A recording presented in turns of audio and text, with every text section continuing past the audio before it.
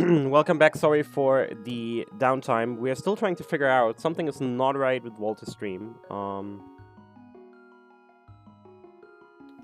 I'm trying to figure out what the issue is here. Yeah,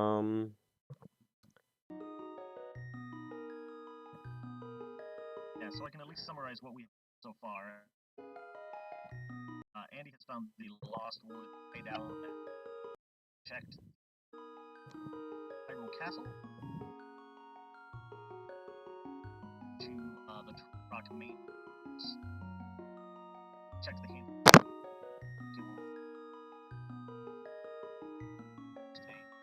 Side. That was about.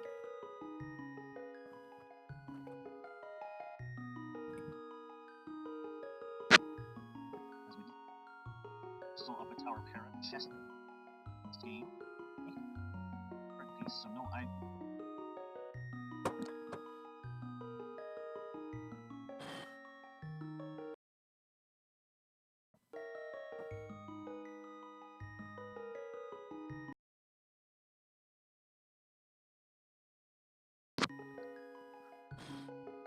Now at the tavern where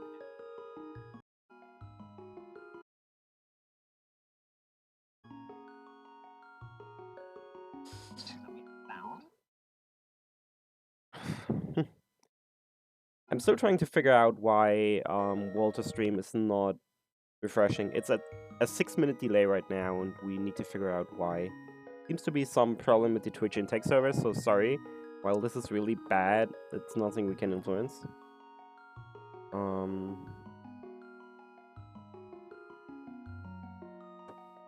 Alrighty.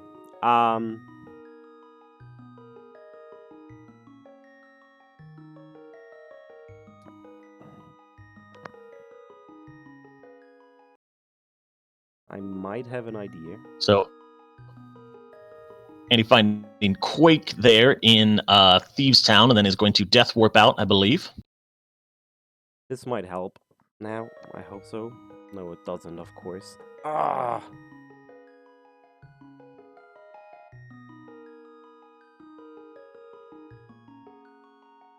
Again, we're really sorry. Trying to figure out what's going on here. Apologies, we are trying to get this resolvable.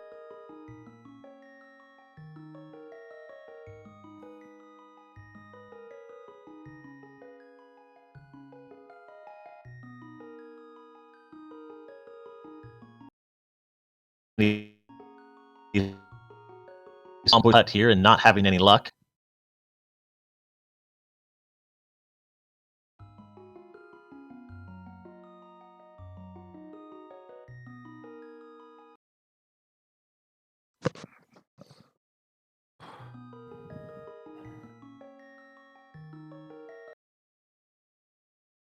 I'm switching to Andy's audio for now, just so we have a stable audio. And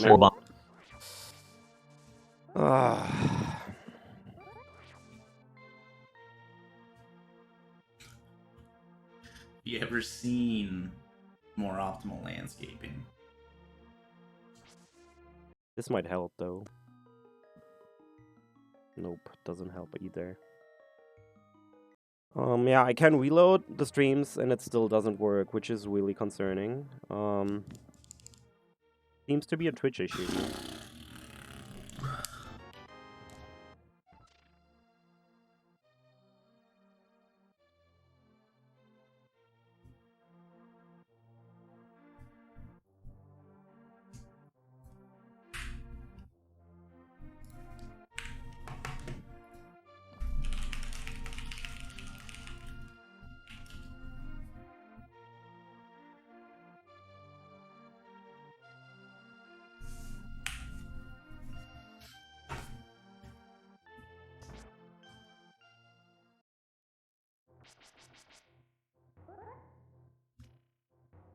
Again, we're really sorry. This is kinda not how we wanted to start today.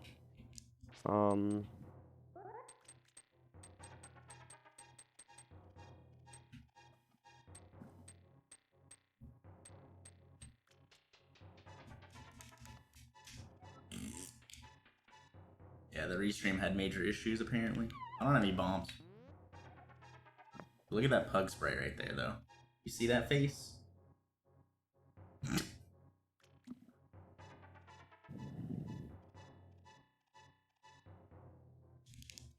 So I'm trying to figure out what's going on. It definitely seems like Walter is having some serious issues that we might have to restart things. I am not quite sure what's going on in the background, but clearly this is not standard all-out race behavior that Andy is exhibiting right now.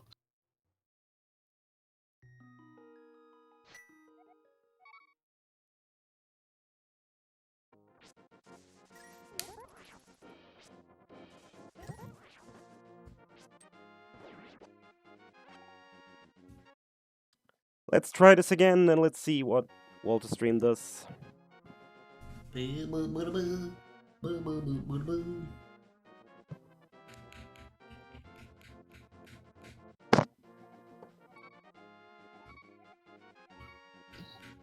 At this point, since Andy's clipping through walls, I think it's safe to say that we're going to be restarting this match soon.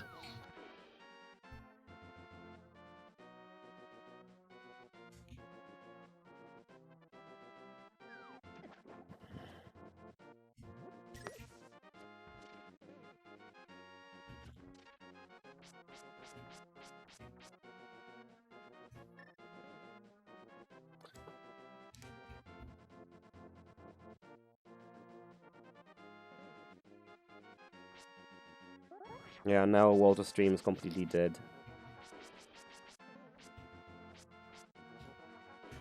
But we will restart the race to have everybody get a decent experience and actually watch the entire race, because that's really not what we want. In the meantime, we're trying to figure out the issues here.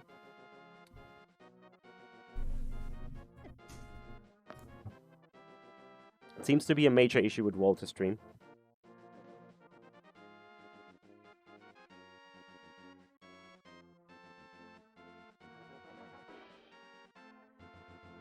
Yeah. While we wait, we go over to the interview screen and just have a little talk. So cool, Papa. What do you say? What do you say? Who's the favorite here? It's a tough call. It is going to depend on the seed. I mean, you definitely have to give Andy the execution edge, but he is, as we've said, a little bit newer to cross keys. So there's definitely some nuances there that he's going to have to figure out as he goes.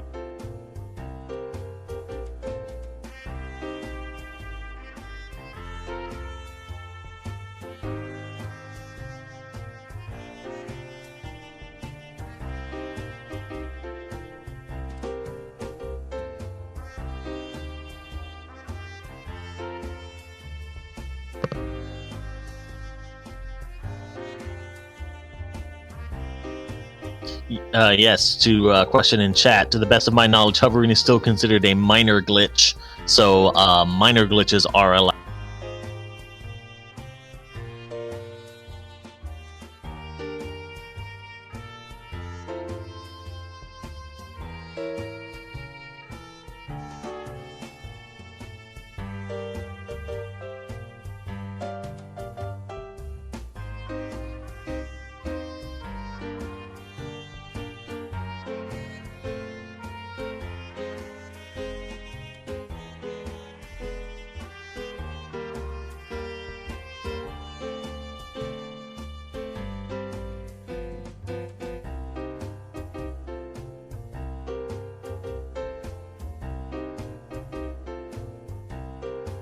Oh yeah, sorry again, folks.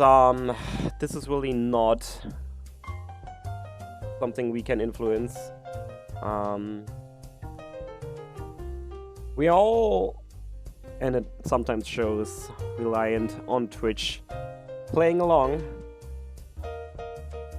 And also our runner's internet playing along, which causes problems from time to time.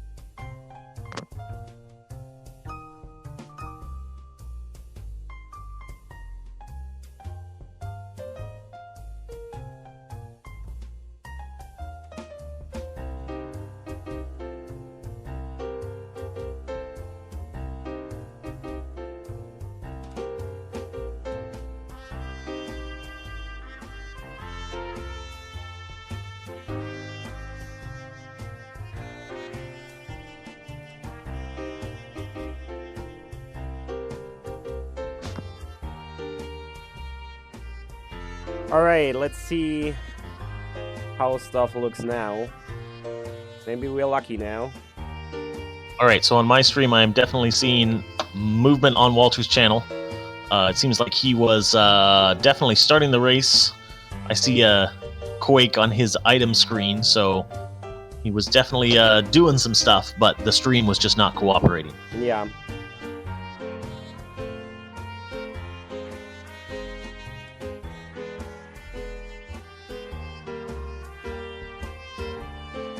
Alright, give me just a moment. Just a mere seconds. Me a few seconds. Alright, let's move over. Let's see what happens now. This looks a lot better, I guess.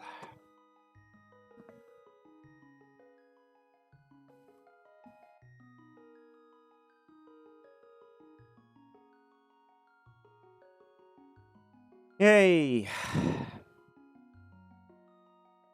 All right, we have 2 streams now.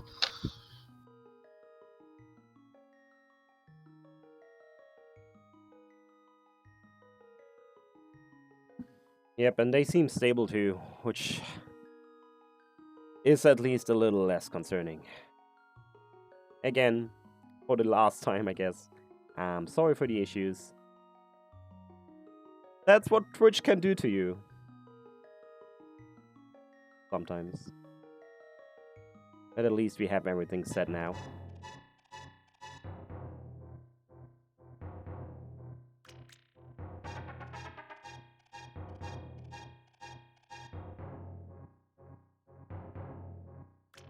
Triple factorial, what happened is that Walter's stream completely died. So we had to restart the race. There was no way for us to actually see what was going on.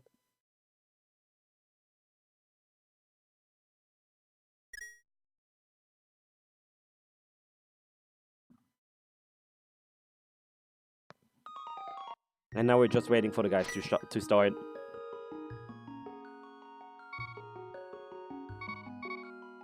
Yes, so I believe a new seed will definitely be happening, so we can start this race fresh, just a little bit after the intended start time.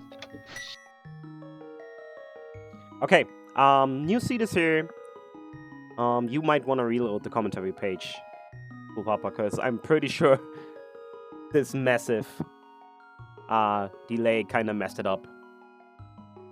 Megawatt Walter's stream just completely died, and for whatever reason, he had like 6 minutes of delay without setting it, because there was like a big issue. Anyways, now we're finally here, streams are working, and we're getting into the seed, so enjoy commentary by Cool Papa Bell.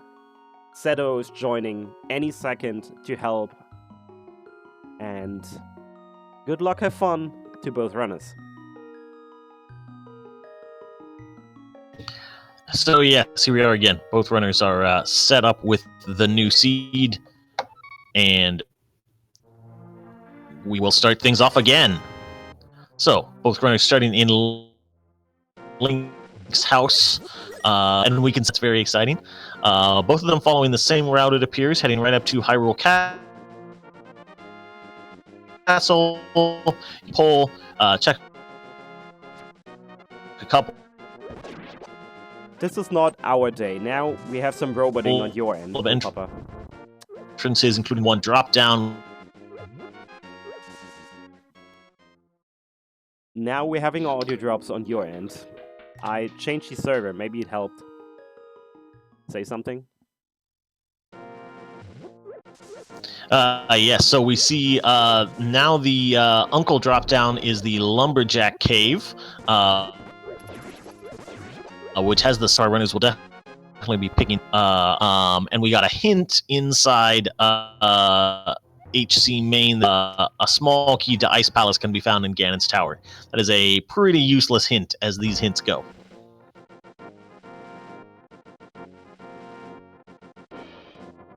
And apparently I am still a robot.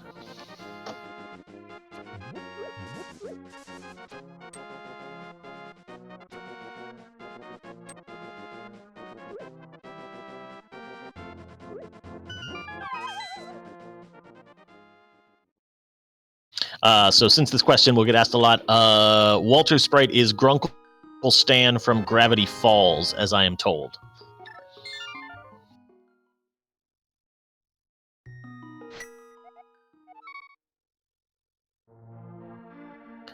So Sanctuary is giving us the Ganon's Tower map, not especially helpful, and the Lumberjack entrance leads to Sanctuary, so that means back of Escape will be a pain to get to. Pretty much have to get to it through front of Escape, since that'll be faster than killing Aga 1.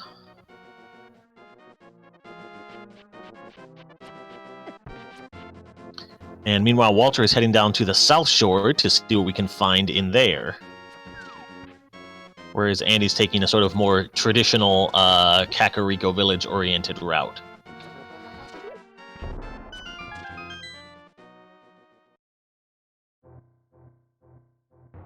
And Walter being rewarded with Paradox Cave at the Mini Moldorm entrance. So 7 quick items, always nice to find early on.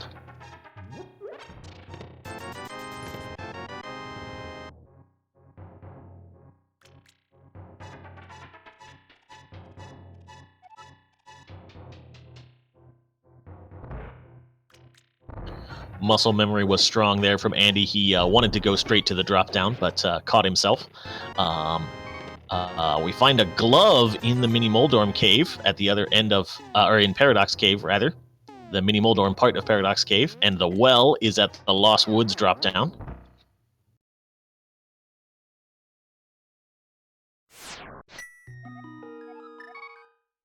So Walter taking a death, yeah, that's those Mini Moldorms are tricky to deal with when your only weapon is bombs.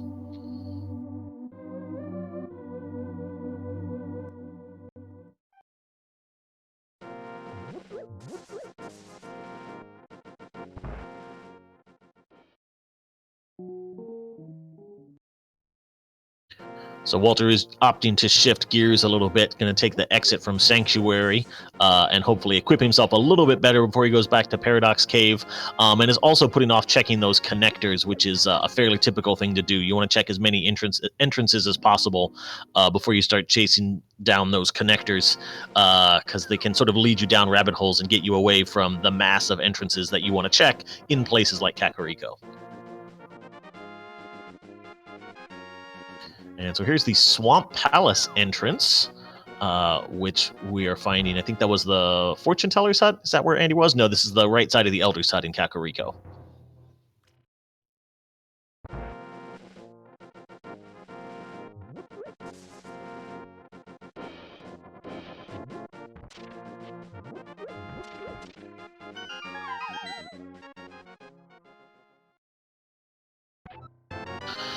So we're finding stuff all over the place. Walter dropping into the Lost Woods hideout there to get his first sword. And he found Spectacle Rock Cave. And there is the Ganon drop down at the well entrance. So probably we will not be fighting Aga 2 today.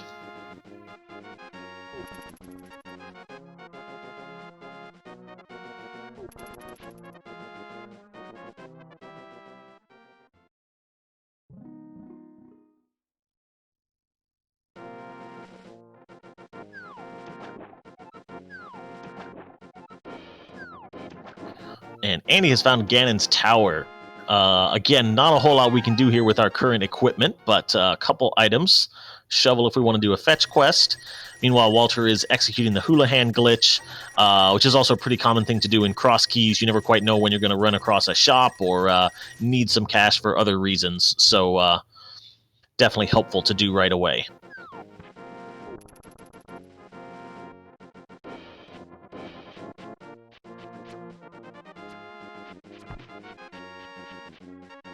So a map on the torch.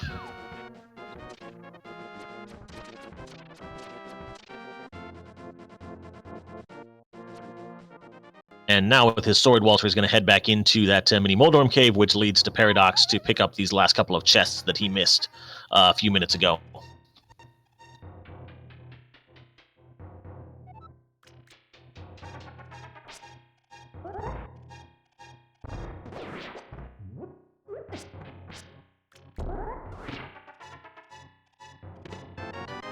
Meanwhile, Andy finding Hype Cave. So far, 2 compasses, not especially hype, and 320 rupees. Could be more exciting.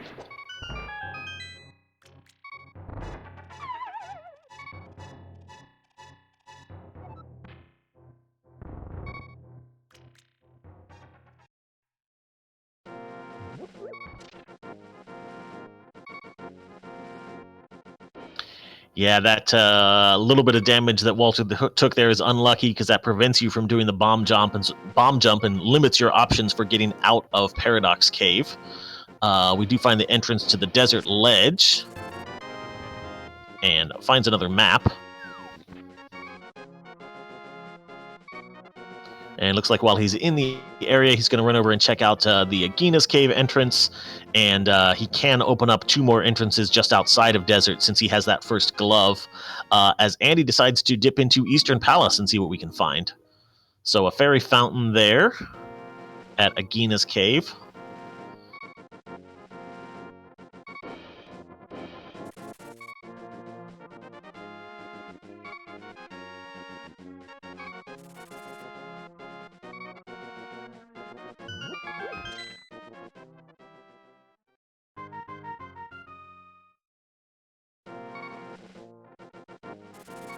So you always see some interesting route divergence from the 2 runners in Cross Keys, just because there's so many different places to go. As we see, the cave, the fairy fountain just outside of the desert has our second sword at the library. So we'll need some boots there. But our runners have really gone kind of completely different directions. Andy's found a couple of keys, including the somewhat important Thieves Town fetch quest small key. His first Turtle Rock small key there in Eastern Palace. And he also found a Meyer small in Eastern, which is not especially exciting. So Turtle Rock main entrance leads to a rare shop.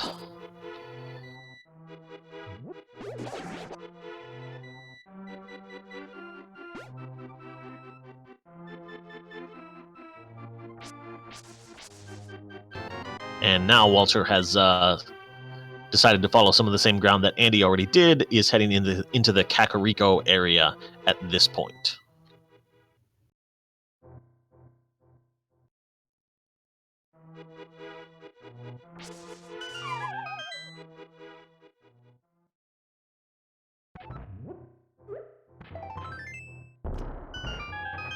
Andy navigating through the dark room there in Eastern without any trouble. That's to be expected from runners of this caliber, and this will be his last check in Eastern, which is just a heart piece.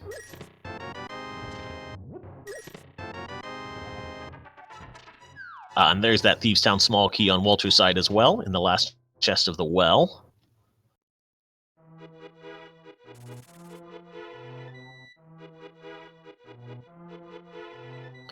And as usual, we have found several dungeon entrances here in Kakariko, Ganon's Tower, Swamp Palace, and Eastern.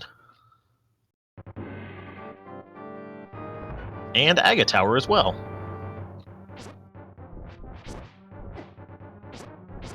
Walter has the sword, so he's going to opt to make this first check of the chest in the next room here. These guards are very annoying to kill with just the fighter sword. As Andy finds a Desert Palace, again, no keys, but one definite check we can make, and we can see what's on the torch and get a hint from this left room as well.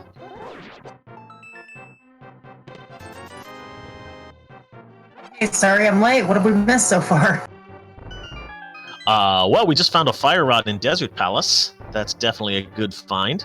Let's see. We've got a bunch of dungeons in Kakariko. And we have seen both of our gloves now. Walter found the first glove in Paradox Cave, and Annie just found the second glove on the Desert Palace torch. Definitely a good find. Crossworld, second mitt, but never say no to it. Yeah, it definitely opens up a couple of entrances, like the Ice Palace main entrance, some things like that. So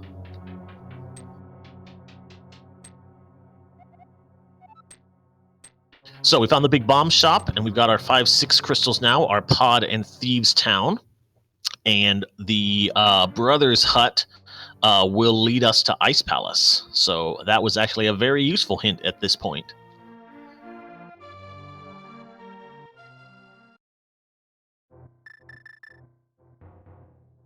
Looks like, according to Tracker, we do know our red crystals at least. Do we know any other Yes. dungeons? We do not. We have not seen a map check just yet.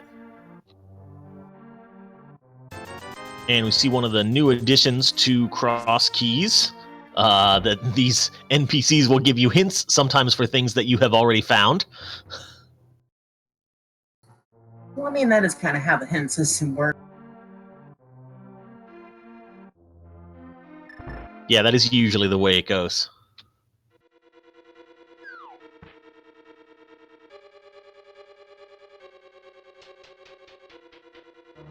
And Andy has the backup hookshot cave. This is another nice connector.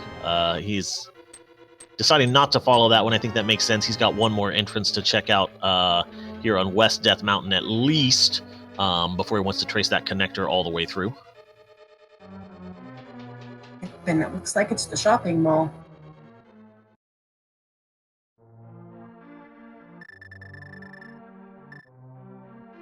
So the crack on the pyramid leads to a house with a chest. Let's see, what does that gotta be?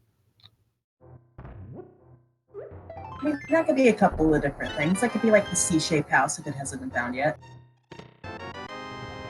Oh, right, sorry. When they said the crack on the pyramid, I thought it meant the Ganon dropped down, and I was very confused, but that's the big bomb entrance. Yes.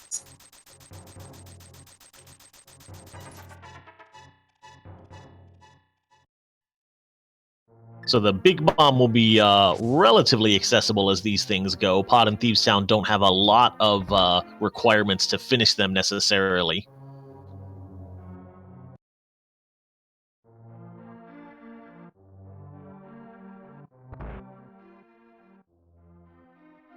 As Andy has found a connector to the Dark World shopping mall. There are definitely a lot of interesting entrances there as he's going to Super Bunny to get this first chest and finds the flippers.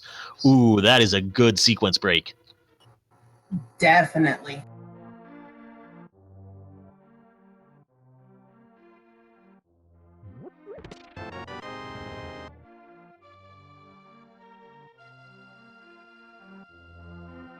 So that's the risk that you take. I mean, Andy followed a couple of connectors, I believe, to get to that point, but it definitely paid off with that chest at the end of that chain.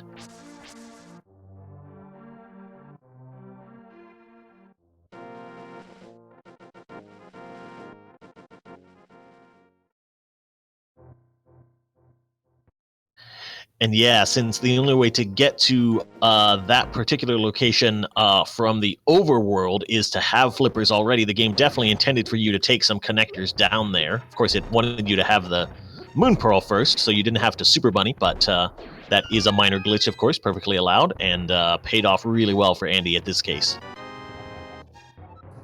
Definitely. And another thing to take note of is the logic behind those flippers. How late in the game you're supposed to have. Walter's picking up some big keys. Yeah, Ice Palace and Turtle Rock.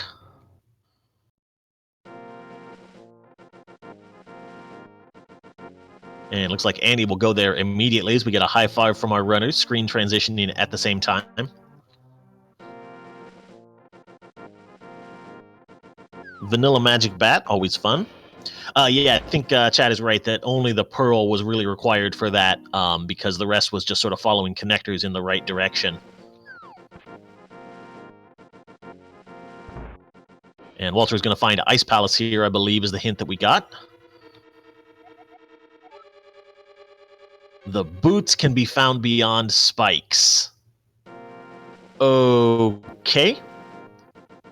That's a heck of a hint. So our mitts are boot locked. Again, not that mitts are super important in this mode, but that means our boots are hammer locked in the back of Spike Cave.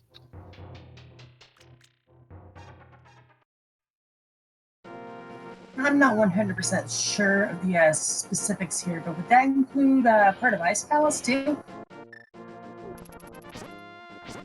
Yeah, I'm not sure about all of the new hints. I'm not 100% I have caught up not on what all the looked new at hints them. can mean.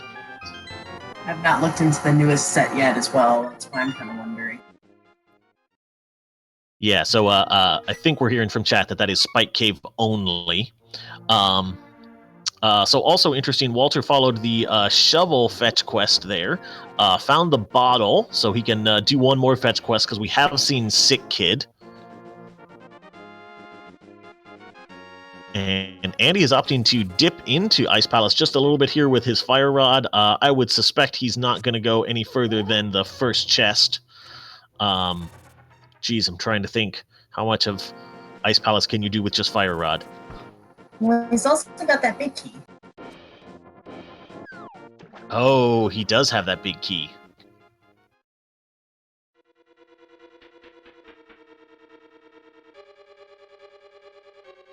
Yeah, and Nice, Walter's only- taking out in the back of School Woods. Doesn't have a Excellent. key though. Can't fight him off. Yeah, and Andy's only got 2 bombs to deal with these pen gators. Manages to do it and is rewarded with a big old 20 rupees.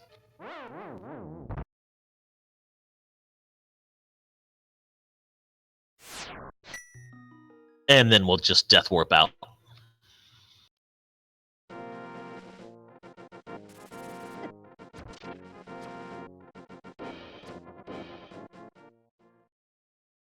So yes, one other thing we found, Cedo, is that the back of escape is at the lumberjack drop down. So the sewers key that our runners have found is going to be very helpful to them, that they won't have to beat AGA 1 to get to the back of escape. They'll just be able to walk through the normal escape sequence if they want to get those 3 chests back there.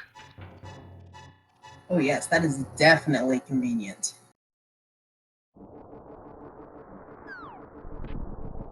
Oh, Walter finding another important connector to the top of Dark Death Mountain, and there is the Tower of Hera entrance. I'm pretty sure I saw that entrance leading to Hera in a race the other day.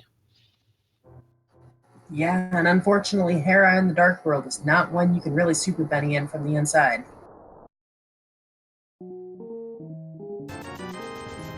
Yeah, you could do a fairy revival, I guess, but yeah, we'll probably just be waiting for Moon Pearl to check that one out.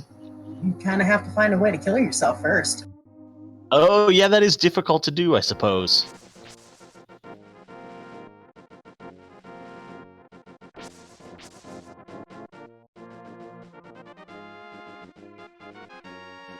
That is an important part of the fairy revival trick.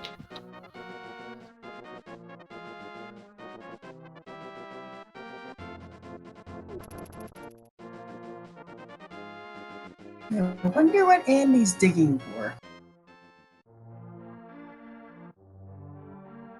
Yeah, maybe hoping to just replenish a couple of bombs on his trip across to these couple of entrances. Walter is going to track down Sick Kid, which gives us the book. Wow. Fetch quest for basically fetch quest. Yeah, right. And the fetch quest leads to an entrance, which may well go nowhere. Andy checking the island real quick for 50 rupees. It does open up a couple of tablets too.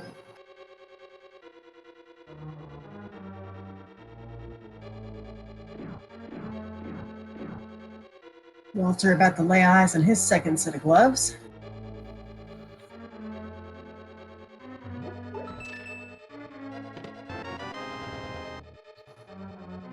And also, I almost forgot that fire rod was in here. And so Andy will be... Oh yes, and no sword. Yeah, the book will open up Ether Tablet once we can get it. We have gotten there yet, because we have no mirror and we have... Yeah, and they can both... And they can, he Not can check seen- it at the moment. Can't really fetch it. The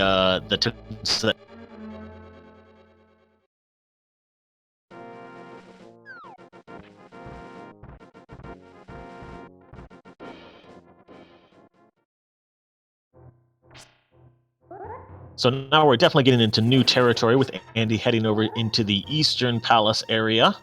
Got just a few in here, Eastern, and then down by Flute 5. Vanilla Sahasrara today, telling us Skull Woods is the green pendant. Keep it in the closet.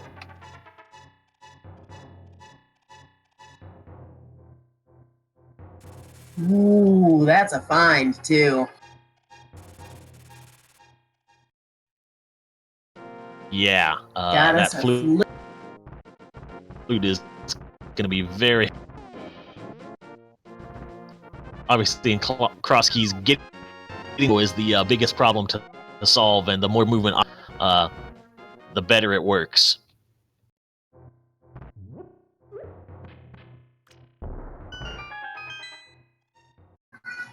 Right, that gets you places like the South Shore. That could be, if they find that boots and get those Titans, could be their access into mine.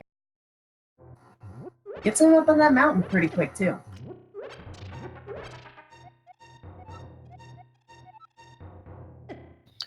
Yeah, and then we'll also just make certain checks a little bit faster. Getting down to Ice Trod Cave and checking the entrances in that area. That's fantastic.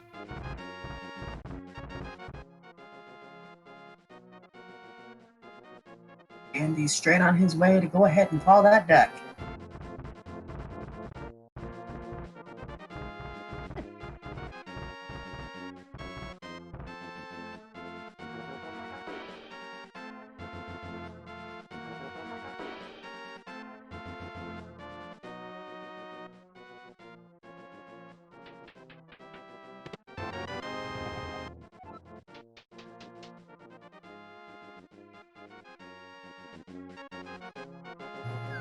Walter is currently wrapping up his Death Mountain checks and might find that connector. I don't remember exactly where the whole transition started, but might end with that pair of flippers as well. Meanwhile, Andy has that bird loose. Let's see where he goes next.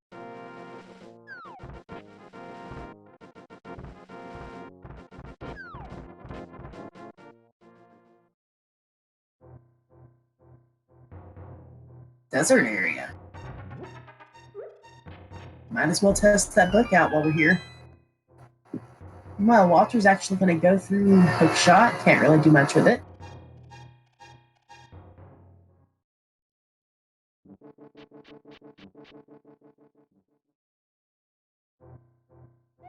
But he can't. Oh. Nope, he's not going to Super Bunny. Might feel a little bad later. Meanwhile, let's see what this entrance is. What's this book giving us?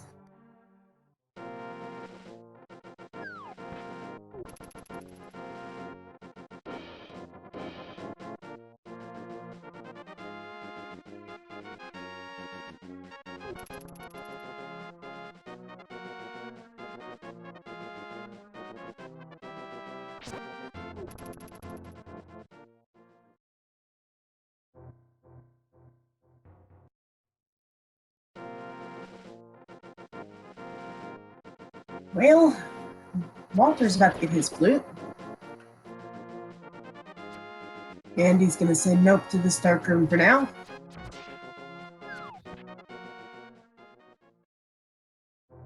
All right, let's hope my Discord is a little bit more cooperative now. Well, I can hear you just fine, so... Well, that's good. I saw the end of that fetch quest chain was completely useless. Let's hope the tablets turn out to be a little bit more fruitful when we can check those. Right, and Andy hopping in the bombable hut, finally getting some bombs in his pocket.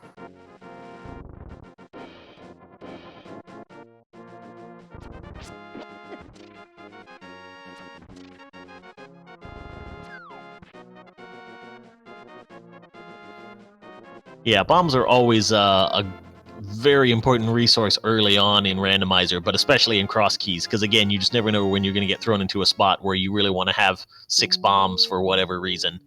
So Yes, keeping those topped off is really helpful. And I love how he made sure to grab the house where standard runners would typically fill up their bombs at. Cat yet has not picked up a glove.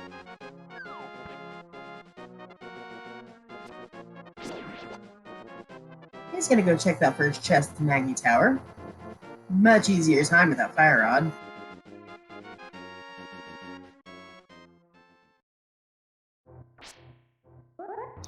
Yes, the paradox entrance that Walter found was at Mini Moldorm Cave.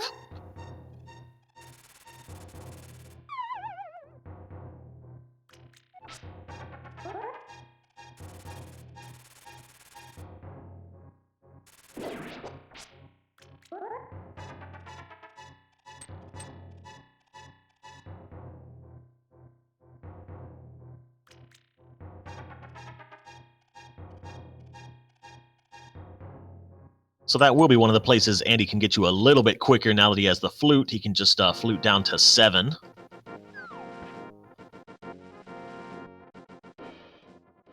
Yep, gonna take this north route first, though.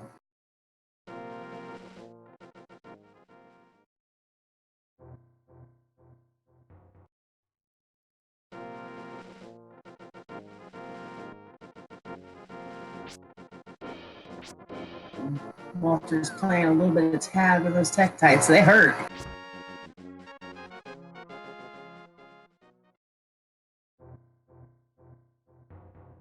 And just the money cave.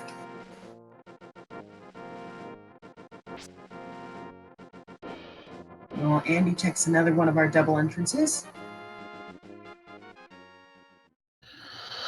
All right, so I guess that means we've seen all the drop downs now except the pyramid, of course. And so that means the Uncle and Secret Passage are at the pyramid drop down. So that is 2 items that are locked behind fighting Aga 2, which our runners will definitely want to avoid if they can get away with it. Yeah, that's not one many people go after. I mean, if it's convenient to finish Ganon's Tower, but when is it ever really convenient to finish Ganon's Tower? Yeah, convenient is not the word I would use there. And they find in the blue cane in Super Bunny Cave at the potion shop.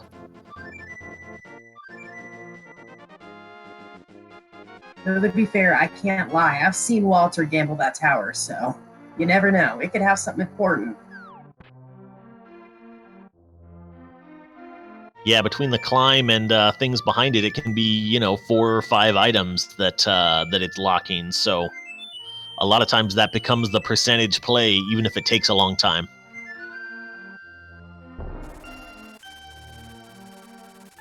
Well, you can't really have randomizer without a little bit of random. And Andy's choosing not to take that connector just yet. There's one more area he can check. One little. Yeah, a little unlucky here for Andy that he's. Man. Now he's got to choose which connector. He's got 2 connectors to follow through, and unfortunately does not have that glove yet to check the last entrance over here. Okay, that one at least doesn't go much of anywhere.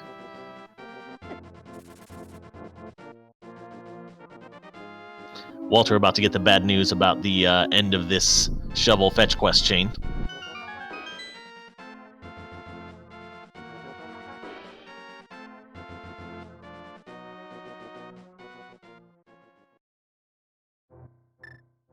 Also, just the dead end. Oh, he's got a nice view. In the simultaneous flyaways. In the simultaneous land in spot 8, but different directions.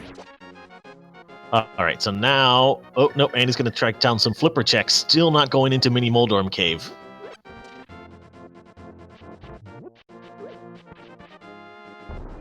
He does not quite have the rupees for Zora, so I don't know if he's going to want to head north at this point. All right, now that third southeast shore is, Sea House. What do we got here? This could be big. Oh my goodness. And Andy, of course, had to leave that hammer behind because he's not got those gloves yet. But hey, he does find the big key to GT. Oh, that's something at least. Price. Yeah, that's going to be rough, though, because he's really isolated that entrance check for the rock in front of Ice Rod Cave. So it might be a while before he gets back to that one. But when he finds the gloves here in just a minute, as I suspect he will pretty soon, he'll definitely probably want to track down some of those glove checks, knowing that that's going to be important progression. Well, definitely. Now, I'm curious to see if Walter decides to fake flipper at this point. Because you could still get that big key if he does.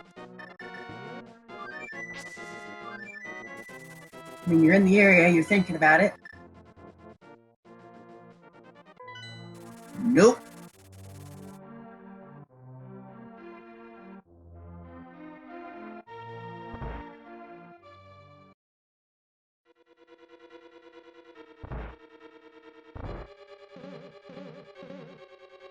And of course, Andy decides to go ahead and save and quit. Doesn't have quite enough money for that fish.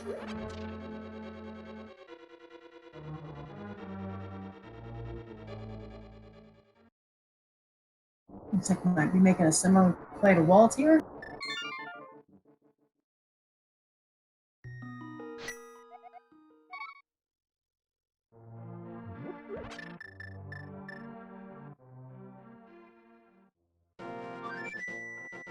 Yeah, front of Desert Palace is pretty much equivalent to Hookshot Cave. It's got several chests in it, but also some interesting connections to check out.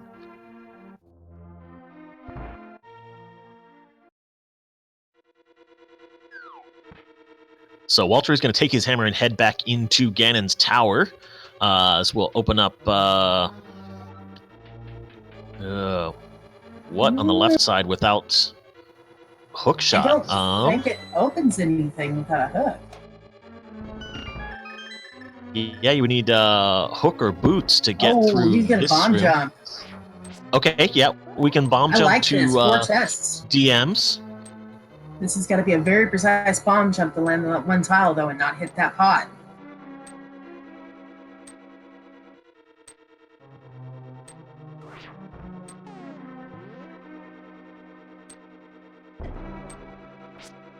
And gets it.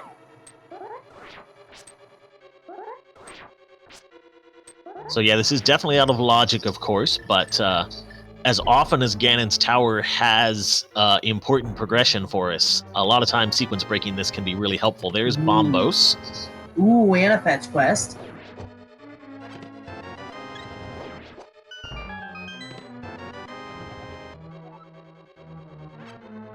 And a pod small key.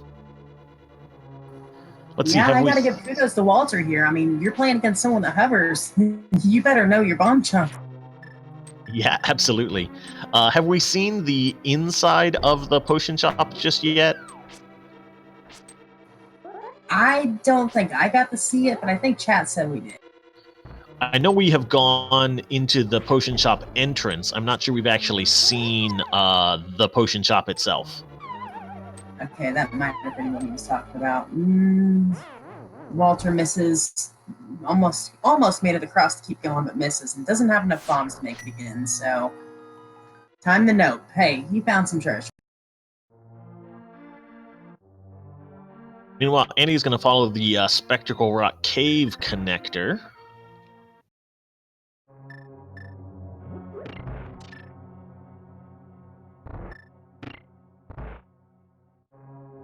This is a one-way trip, of course, falling down that pit. And that just gives us the bonk rocks behind Link's house. Well, I mean, that's one check that seems to be semi-light game in Cross Keys that we don't have to worry. At least on the Light World side. Wow, yeah. Walter's diving into Eastern. Didn't Andy find that nope earlier, or did he check that before I got here? I believe he cleared all of that out, if I'm not mistaken. I remember seeing him go in it for a minute. That's about all I got to see. It seems like Andy is tracking down a lot of connectors that he has hanging, and is not sure where that entrance is that he's missing. So he really needs to get to Mini Moldorm Cave, which leads to Paradox and his first glove.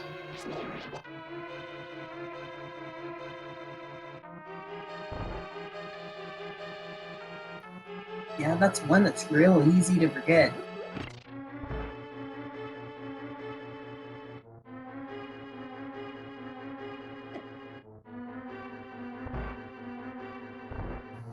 Looks like we're heading back in ice.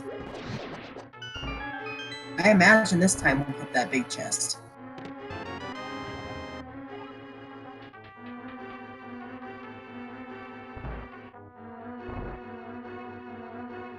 Yeah, no small keys, and no hook shot, so the right side is not in logic. Again, that could be bomb jumped, but I guess there's just He the doesn't have a spike hammer, chest is the though. only one that we could get.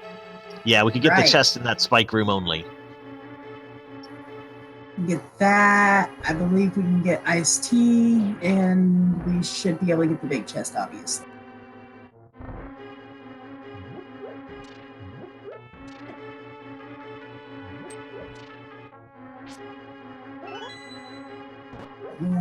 Poor Andy does not have a sword. Gonna have to use burn it to hit that switch.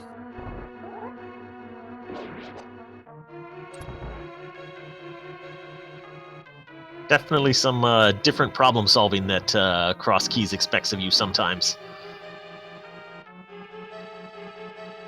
Yeah, Andy has seen where that first sword is in the Lost Woods hideout at the Sanctuary entrance, but cannot get to it without the glove. Did you read that hint? I don't That the know. Red King was in Swamp. Yep, I don't know if it's a pendant or a crystal, but hey, we know we gotta go, and at this moment, only Andy can go. Yeah, we have Well, I seen guess where he's it closer is. to going, I should say. Yeah, Still we've can't seen get in the- without the small key, but Yeah, and we've seen the entrance to Swamp, but not the dam, I believe. So, well, with those flippers, at least he's one step closer. Half a heart left after that jump. yeah, Andy bomb jumping when he doesn't really need to. He's not going to make it all the way down to the basement. Yeah. And technically, if you're going to iced tea, it's quicker to not do the bomb jump.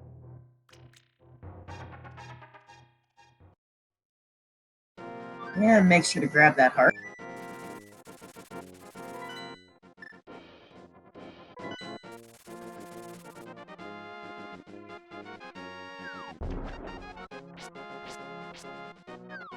Walter's finally setting up that fake flipper, gonna get his GT big key. He's got enough money for the scamfish, too. Ooh, we find another medallion, though. Almost forgot the freeze order. And I think he just forgot he didn't have a hook shot. Yep, you're just so used to never bombing that floor.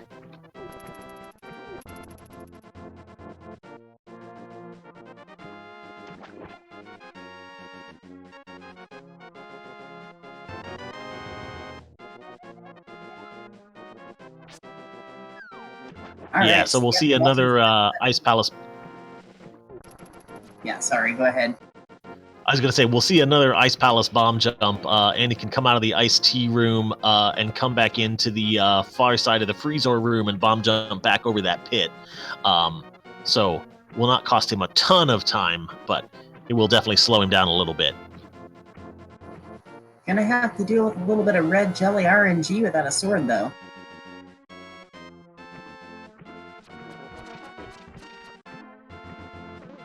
Oh, wait, no, he can get through here this way, can't he?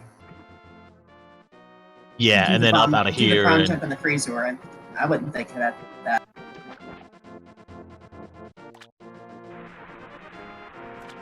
yeah, it's actually a very free bomb jump, so should have no trouble with it. All right, Walter is going all the way to the fish.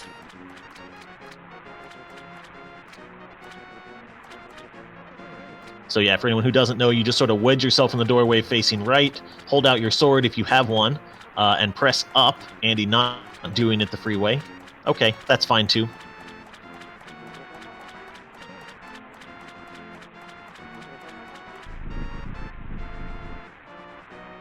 All right, so Big Chest has a moon pearl and a cape on the scamfish. I have difficulty imagining a trollier location for that moon pearl.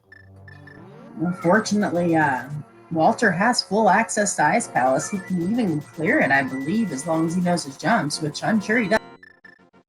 Yeah, the hammer Might will be definitely make him a bit more soon. likely.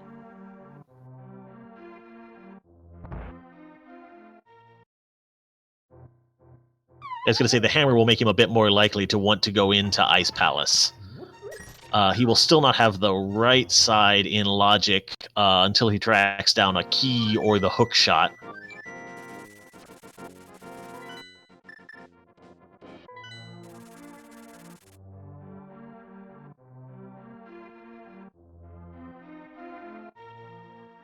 Looks like Andy is going to take the bomb jump method around and check that room and that chest in the spike room, or at least just the hint.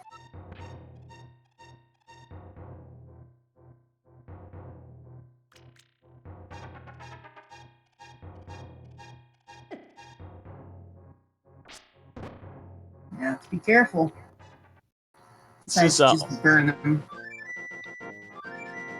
Yeah, that makes things a bit easier. Ooh.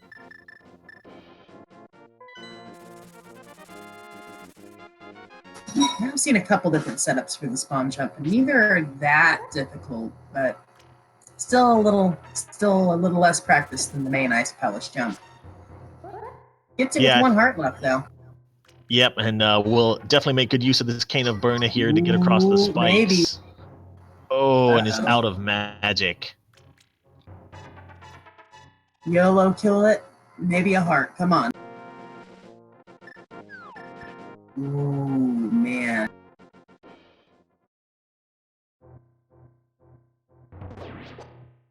That's very unfortunate. He might reload the room and get the last jelly to load back on this side. Nope, no such luck. Yep, and we're getting a new check. Well, it's just a blue boomerang. Mimic Cave is cleared. All those hearts on Walter's side, though. Now, if I were Andy, I'd just say forget that one chest. You got the Moon Pearl. Looks like he's what he's gonna do.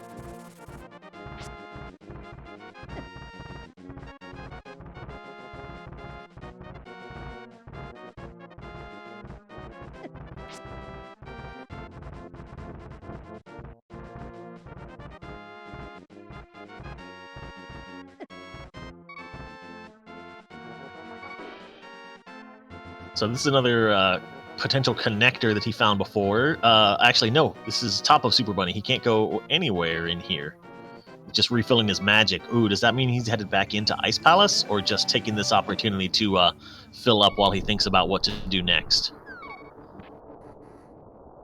I mean, yeah, I'd have to say I'd probably go with the latter. I hope he's not going back to Ice Palace for 1 chest. Yeah, once again, pulls his for 1 out of logic chest. I don't think that's his best play at this point, but sometimes when you miss an entrance, you're just completely at a loss for what to do next.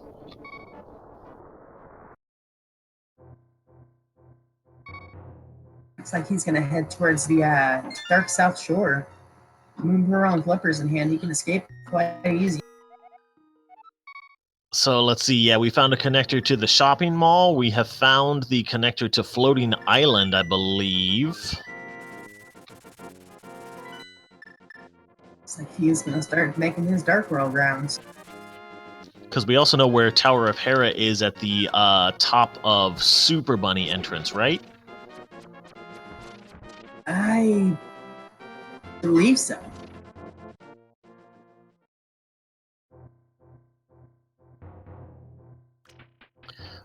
Another interesting point here is that for this being a Keysanity seed, we have not found a lot of keys yet. We found those couple of big keys fairly early on, but not a whole lot else to work with. 1 pod small key that Walter has doesn't get you very far. Nope. And here we got Andy taking advantage of the arrow game. He stocked up a little bit of money. He has probably his pod money and Zora money. And just says forget that.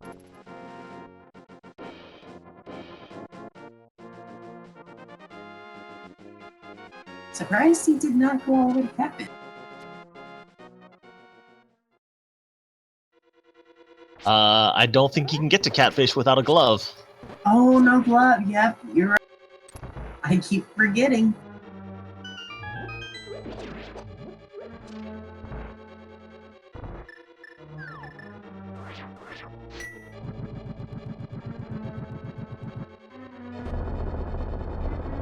So Walter is opting for the back of Skull Woods at this point. Gonna pick up that green pendant. We're going to turn that in for another item at Sahasrala. There is Spike Cave and the boots as soon as Andy finds that hammer.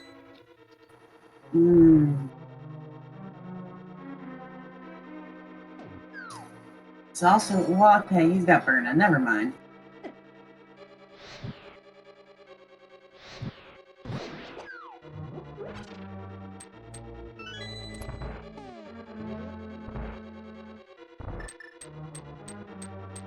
It looks like we're about to get a hammer moth.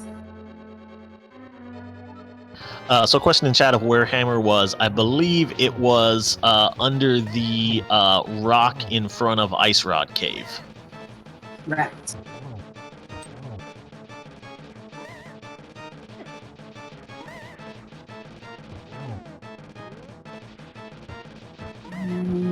Walter's playing very dangerous.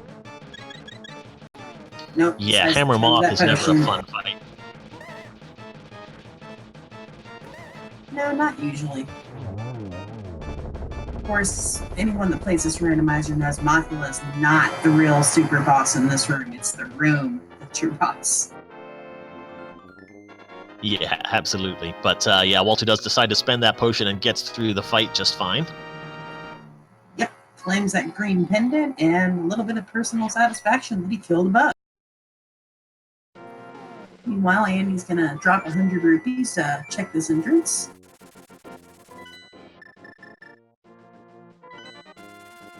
And then he's also got Pyramidal Edge to check after this if he wants to, but that is about all. Now, fortunately, missing that hammer, he's not going to have too much access to do. Ooh, the hook shot. Oh, man. That was access to the rest of Dark World if he really thought about it. Yeah, he did not need to save and quit out of there. He could have hooked across the gap. Well, I mean, it's a little more complicated than that. You've got to jump in the moat, swim up to the top of the where the bridge is back on the land, then walk back down and hook shot. But it's hard. Yes, that's right. So yeah, he's going back for Hookshot Cave here.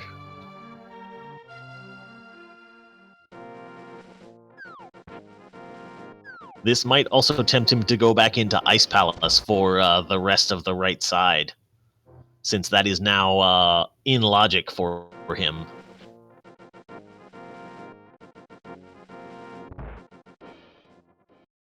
Or at least that one chest is.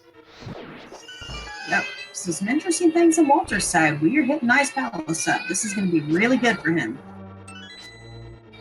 And I was just thinking, Andy knows there's a pair of gloves on the torch in desert.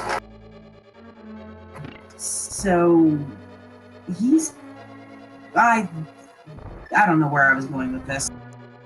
Yeah, so he knows one glove is locked behind Boots. He knows Boots is behind Hammer.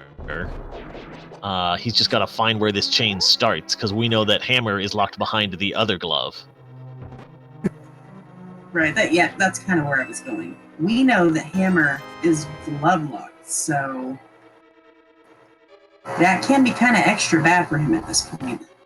Oh, right, that glove at the back of glove requirement at the back of Spike Cave. So yes, Boots are also behind the first glove. So that's definitely what he's thinking about.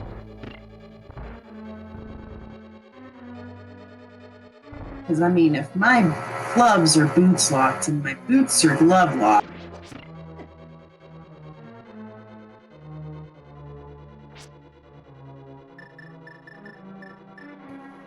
thank you for your help with that. I had it formed in my head, and I was like, how do I work?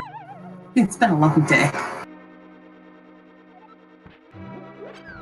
And Andy finding another pod small key. Well, his first, I guess, but the second one that we've seen. And it looks like he is now going to swim up here and hookshot across to get to West Dark Mountain, and will get led even further away from this glove, unless he manages to find the other end of Paradox Cave somehow. I mean, it's always possible. Now, where's he going?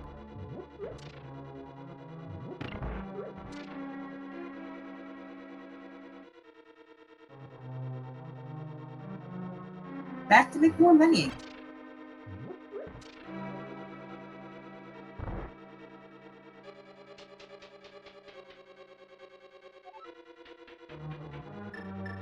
So Andy exploiting a weird little glitch there that if you hit that same target like 5 times in a row, you get double money for the last one. I have no idea why that works. I would say it works because of the perfect programming in this game. Yes, the excellent, flawless programming that this game has. And yet he still did not hook shot across. He took all that time to go up there just to play the arrow.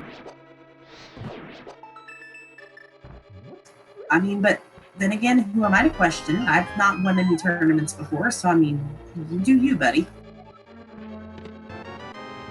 Meanwhile, Walter gets that moon pearl.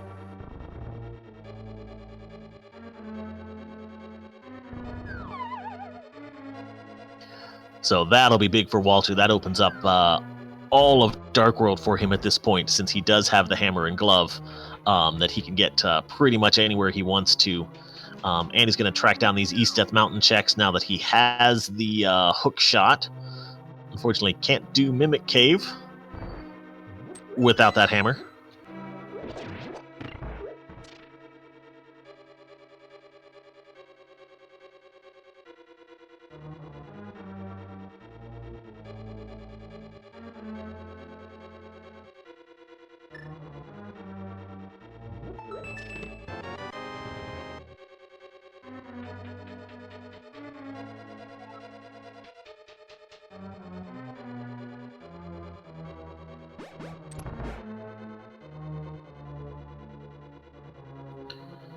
So Andy's in the right general vicinity, but unfortunately still missing out on that mini Moldorm entrance.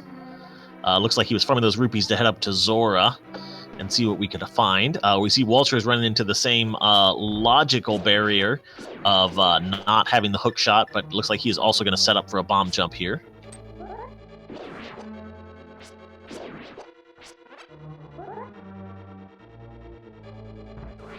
So he's using, I think, what's the slightly easier setup. You just wedge yourself against the rock, go down as far as you can go, and drop the bomb.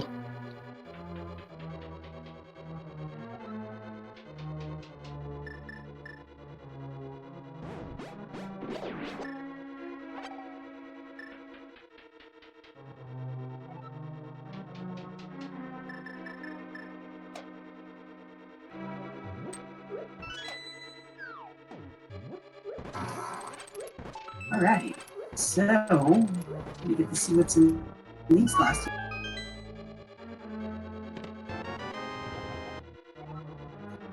Yeah, Desert's big key.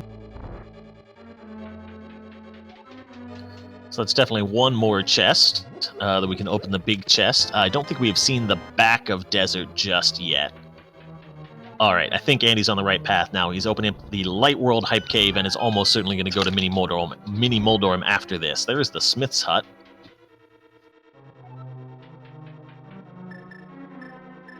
And this is definitely going to be a tilter for Andy when he finds this. He's going to get his first glove. He knows where the first sword is at the graveyard drop down that the glove will open up for him. Yep, here we go. And Walter finds the mirror on the right side of Ice Palace. And even worse, in the chest that Andy was one heart or one little bit of magic short of getting to.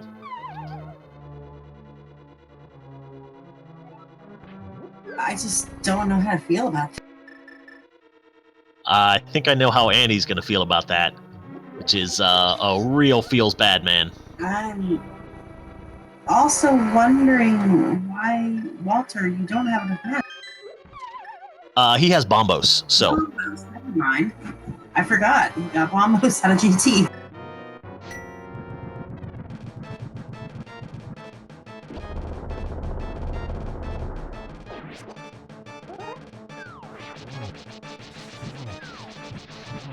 And I can imagine Andy is probably kicking himself at this moment. Yeah, it's just so frustrating when you forget that one entrance for so long, and we've all done it in entrance rando, but it's I'm sure even easier to do in a race setting where the stakes and the pressure are a whole lot higher. I mean, to be fair, I've done it in many cross keys, so. Ooh, and Walter takes a death on Cold Stare. Again, hammer only Cold Stare or fighter sword, but hammer Cold Stare, definitely a rough boss fight.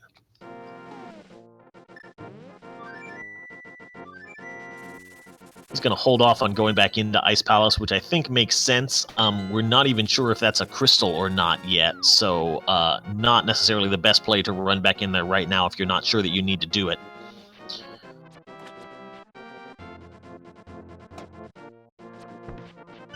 And so let's see where Andy goes next with his gloves. He's going to, it looks like, find his hammer before his sword. Wow.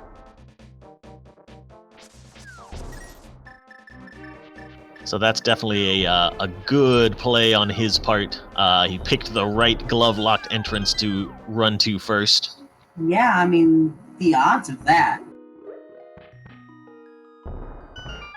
Yeah, it's interesting that he decided to check this even before getting that sword, because he knows where the sword is, but I would suspect now that he has the hammer, the boots are going to come up real soon, because he can just get there from the either of the Dark World portals, 4 or 5, whichever one he thinks is faster to get to that fairy cave. Or he's going to check out the Desert Glove entrance first, all right?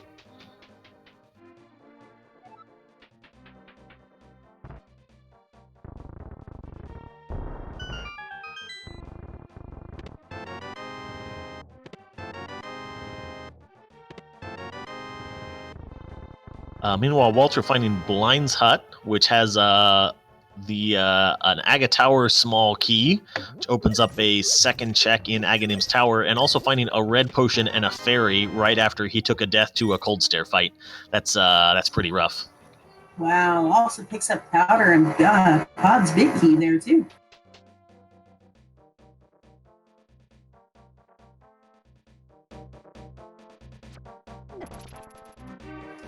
And Andy's going to check the Death Mountain entrance now. Here's the fairy.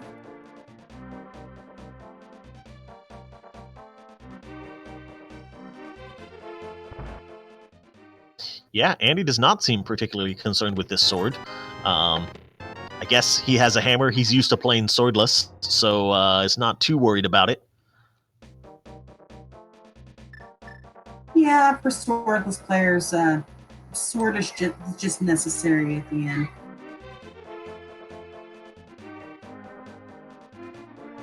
I mean, he's basically got a tempered sword in his hand as long as he gets close.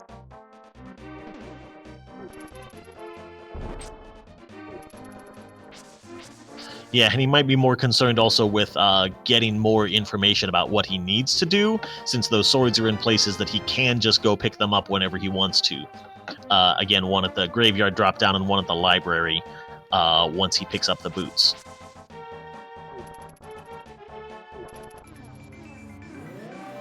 Which, surprisingly, he did not beeline to.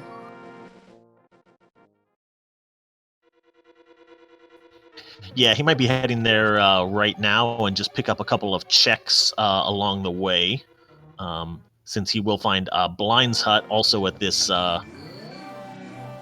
entrance down here. I forget what this is in the vanilla game. This is a shop of some kind, right?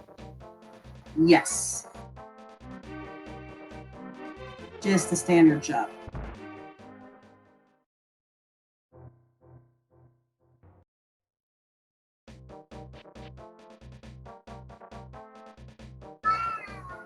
And Walker's gonna go do a digging. Yes, and check out this very important mirror spot in Cross Keys, that this is the main way to get to the race game and check this particular entrance, unless you happen to find the other end of this connector.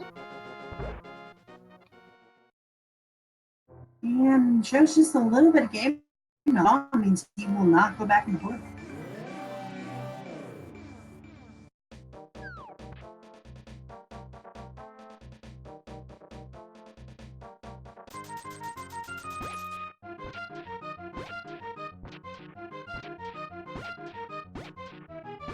Those safety items are going to come in handy for Andy at this point, going through Spike Cave without half magic, but the red potion or fairy will be nice.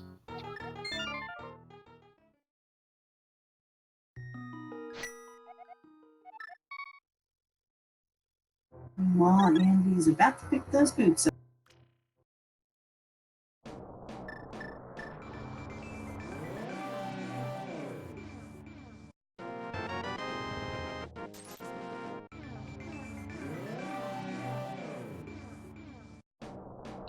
Current asking about isolating dig game. No, you can walk back after you pick up the race game item. You can just walk back through the maze to get back to your portal outside of the Brothers Hut. Yeah.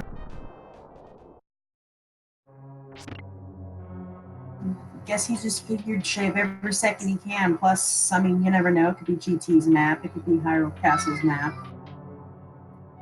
Getting our first good look at Hera.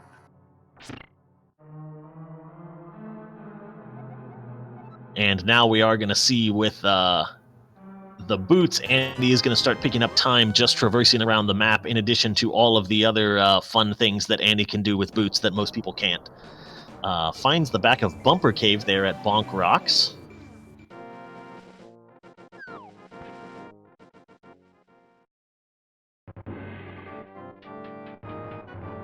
Oh, and Walter finally finding an entrance into Hyrule Castle. So now this opens up all of the checks in the escape sequence for us. And Andy picks up his first sword.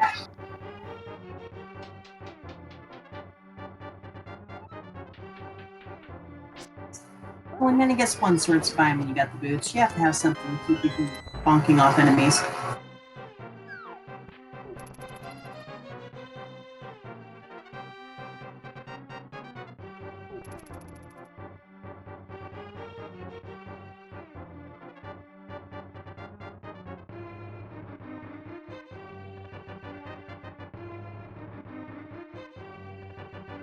So now we'll head back into Desert for our second glove.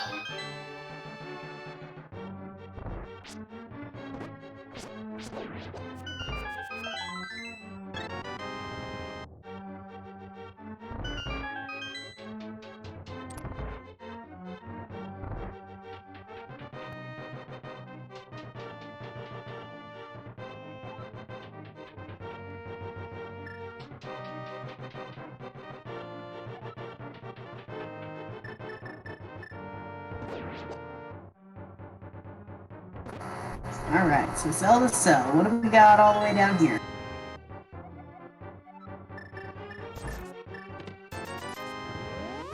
$20. Walter is going to utilize that mirror, though, and head on through the sewers.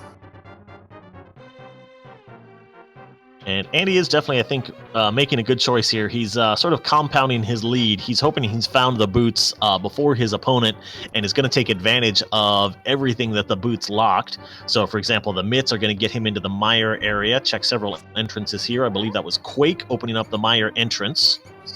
And we have another vanilla entrance here.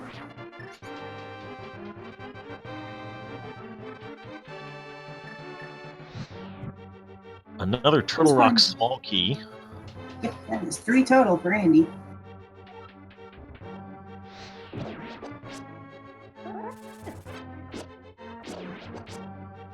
Those Turtle Rock small keys are probably more than we need, given how many ways there are to get into Turtle Rock in Entrance Randomizer and sort of do things backward and save yourself some keys. But it's really the red cane in Swamp Palace that's causing us a bunch of problems Turtle Rock wise.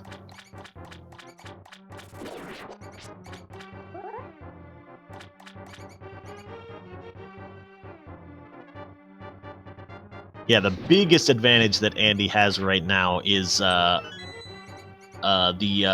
having done the vanilla pod entrance, which is just a pain to get to, which led to the hook shot, which Walter might stay away from for a little bit, but definitely as much of the Dark World that Walter has already checked definitely gives him the edge at this point. Yes. At least in my estimation. Oh! that is huge, especially knowing where that red cane is. Yeah, that is absolutely a big find. One of the most annoying items to hunt for in entrance or in Keysanity. That Swamp Palace small key is really big for Walter. Ooh, and finding the entrance out to the bumper ledge. One more free entrance. Follow through.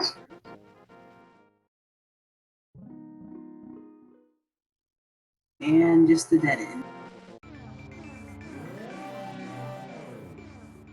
Yeah, the flippers are another thing. Amphar was pointing out in chat that Walter has been to that location, knows where that one chest is, but it is one chest all by itself. So we'll see how long it takes him to get back there. Andy finding the back of Desert. Not especially helpful without the big key, but it looks like he is going to steal the small key here to open up 2 more chests in the front of Desert.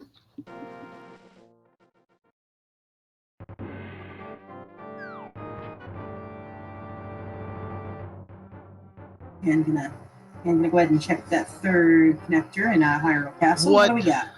Just a vanilla thieves town too. Oh wait, I missed a. Oops, I missed an entrance. It happens when you're watching 2 people. Yeah, I think we're seeing some things that we should have seen on Walter's screen already that we sort of missed in watching Andy and begging him to go to Mini Moldorm Cave. Right, and who rolled the seed? Did they randomize that? I'm pretty sure it's randomized. I feel like I have seen some non-vanilla things so far. Walter's skipping out on a hint there in the Dark World Lumberjacks location. That's where one of the NPCs, I believe, is.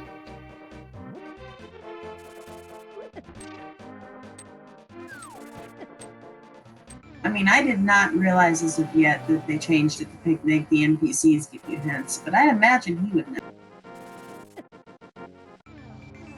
Yeah, I believe there was a hint at the top of that room, but... so Andy death warping out of Thieves Town. After checking the front 4. And there is one of those Turtle Rock entrances. So let's see, from here Andy can get to the lava chest and work his way backward to the Chain Chomp chest at least. And with the big key can go forward as far as the Crystal Roller room.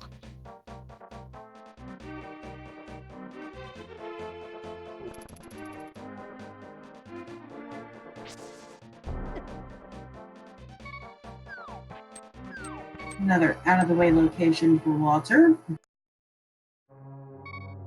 Ooh, so Walter finds...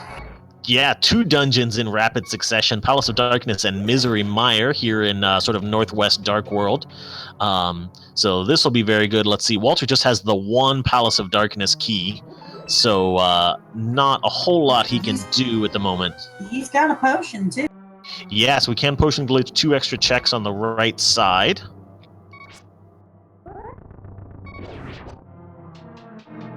Surprised he didn't just take a fireball and get his health refilled while he was down in the first chest. Or at least powder one of these. And he's just finding a GT small key. Ooh, there's a good hint. The Hammer Pegs entrance will lead us to the dam. That's definitely one spot where... So now we're going to need the mitts to get to the Hammer Pegs entrance. And I believe that is every requirement for Swamp Palace found between these 2 runners.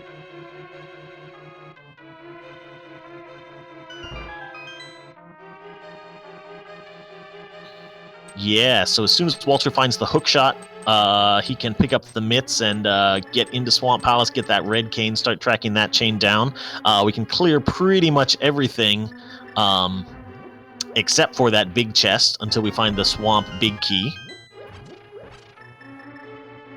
Well, I mean, Walter's got to pick those flippers up, but, you know. Details. Hey, we have a map, so we know where we're going in Swamp Palace. Does not look like we found anything too valuable inside of a TR.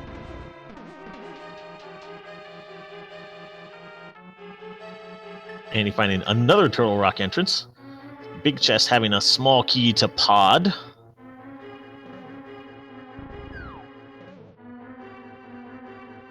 It's always an important entrance to find since that's the only way to get to the big chest.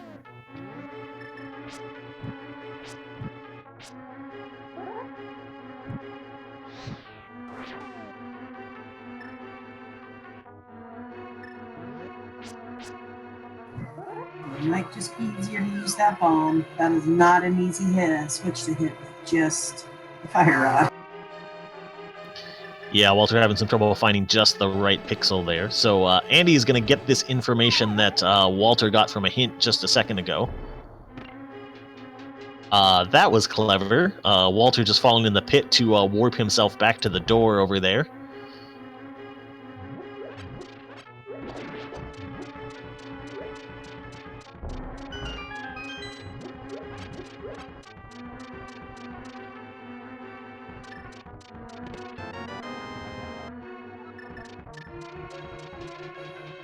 Looks like we're going down in the dark again. Yeah, made much easier with fire rod since we can light this torch. Oh, we don't need torches lit. Yeah, It's light is easy, for right? noobs, of course. Ugh.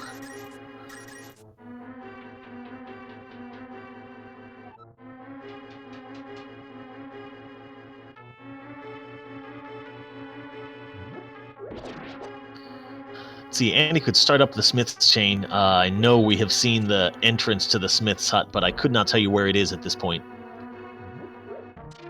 I believe Hype Cave. Ooh, Walter's setting up the hammer jump. There's some powder for good luck, maybe? Find our first armor upgrade. That's definitely nice, and we'll find his way through Dark Maze. We'll see if we can see what he finds. Big key to Skull Woods. Fetch quest. Pretty much. Not mandatory, but you never know. Evil Kadongos in the dark. Yeah, they are not cooperating very much at the moment. No, they never cooperate. When you want to make it through, they kill you, and when you want a death warp, they avoid.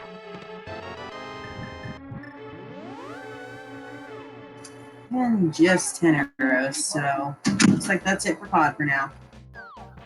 Andy just found another hint telling him to go back to Ice Palace, that the Desert Palace big key is in there, which, again, Walter has already found, but at this point, since the mirror is in Ice Palace as well, anything that Andy has that pushes him back toward Ice Palace is going to be good for him.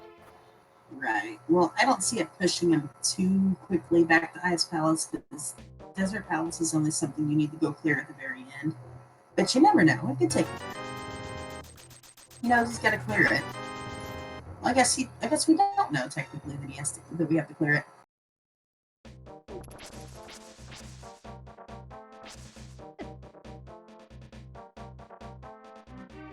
Really like to know what that third pendant is. Yeah, we've seen a lot of entrances and not a whole lot of the Keysanity side of things. Maps and keys have been in very short supply thus far. Speaking of keys, let's go ahead and see if this Skull Woods big key pays off. Yeah. I mean, I guess you need one or two of those.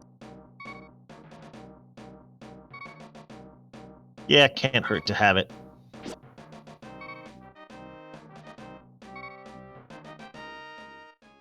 So let's see, we also got a hint at some point that the back of Skull Woods leads to a connector. I'm trying to think if there's any part of the world that we really haven't been able to get to yet. I don't think there would really be anything new. And let's see, we've seen the connectors that have chests in them, Hookshot Cave and Super Bunny, so I don't think this back of Skull Woods entrance is particularly exciting at this point. Yeah, I can't think of any real necessary areas either. And it looks like Andy has decided he's done with this part of the world, has picked up the Smith, and is going to follow Spiral Cave down, and then probably turning the Smith right after this.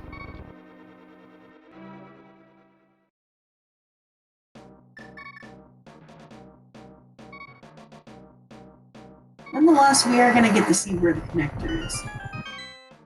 Yeah, I recited Come in on, chat Walt. pointing out so that just found top of Super Bunny, which we have already seen the other end of, so not especially helpful there. Oh, I was kind of hoping for a pet check.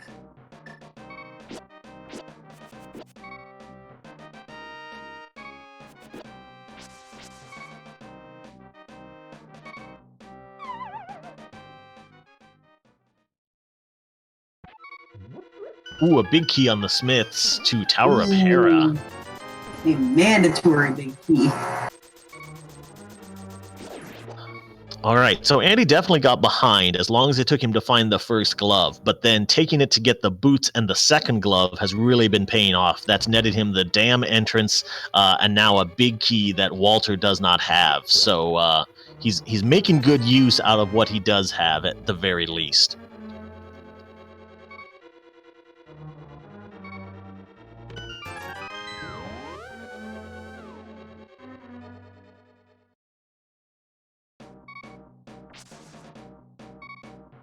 And we are headed back into Ice Palace, folks.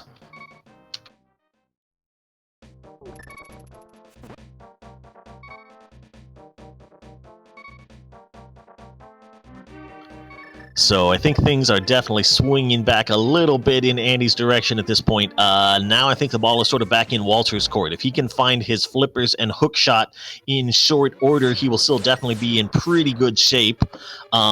It'll also be interesting to see if Andy defeats Cold Stare. If this turns out to be a pendant, that will also be really nice for Walter since he won't have to dip back into Ice Palace. Yes, definitely. I mean, admittedly, at this point, he's cleared out everything, so you just have to sort of run straight to the boss, but it'll still be some extra time that he would rather not take if he doesn't have to.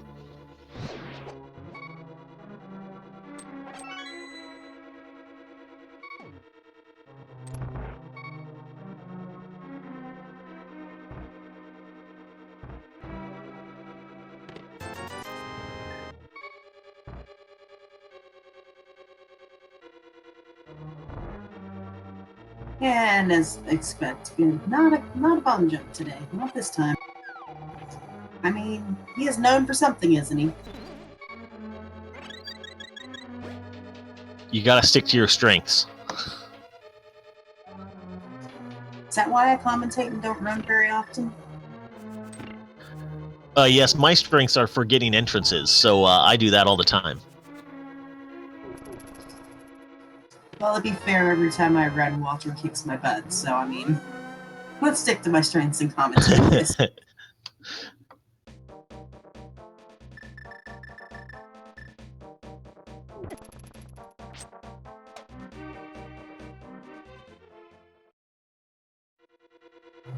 And Andy got to pick up the goods.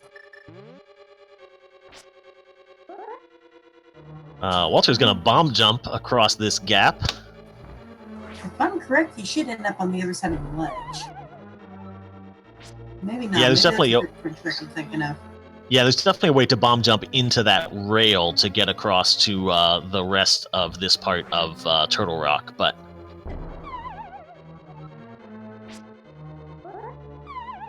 Come on, fourth tries a charm. Come on, buddy, you can let me say it before you prove me wrong, right?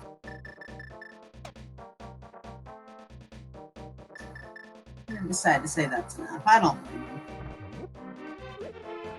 yeah, so we can see Andy's player cam on the comm stream here, but his he took that mirror find very stoically.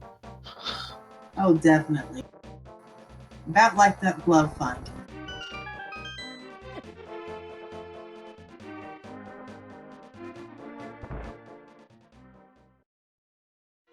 And now let's see if he has any more luck with Cold Stare. Meanwhile, it's time to close some windows on Walter's side.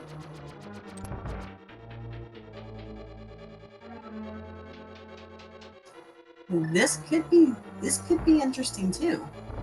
Go both ways. If there's something really nice in a side of desert with a small key, then Andy's gonna have an advantage. But if there's not, then if he uses that key over there, then he's gonna have to hunt for a desert small key.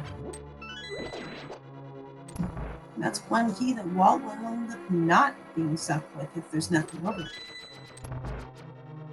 Yeah, as Andy gets through the Hammer Master Sword Cold Stare fight, that's actually definitely a degree of difficulty easier than dealing with the Fighter Sword fight and that pendant on Cold Stare. Oh, and you called it. That is huge for Walter, that he will not have to go back into Ice Palace. There was a pod small key on Cold Stare, but there being 6 of those in the world, Walter's already done the Hammer Yump to save that extra key back there. He will likely not need to defeat Cold Stare at any point in this run. Right. Plus the way that Walter routed his pod, he's only got to pick up another small one. Trying to think if we've seen that many smalls. Yeah, we've seen 3 on Andy's side and only 1 on Walter's side. Yeah, I'm not sure where Andy's second one was. And Andy is going to go ahead and use his Desert Small Key here. I did not see if he set up any... Ooh, finds half magic, but he's going to hard reset and just save scum that Desert Small. Probably for the best. Yeah, you already have silvers. You're not really... The only time you would really, I think, want half magic at this level is if you're planning on doing Master Sword silverless, which we know we're not going to have to do in this race.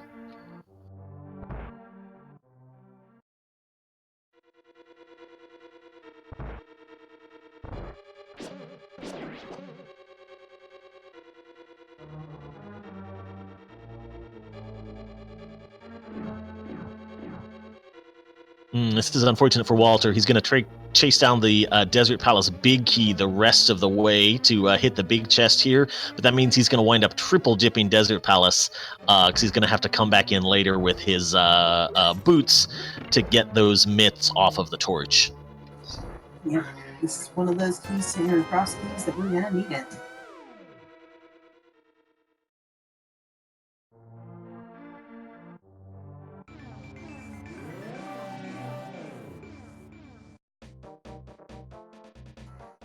Speaking of Landmo, I'm about to watch another one done.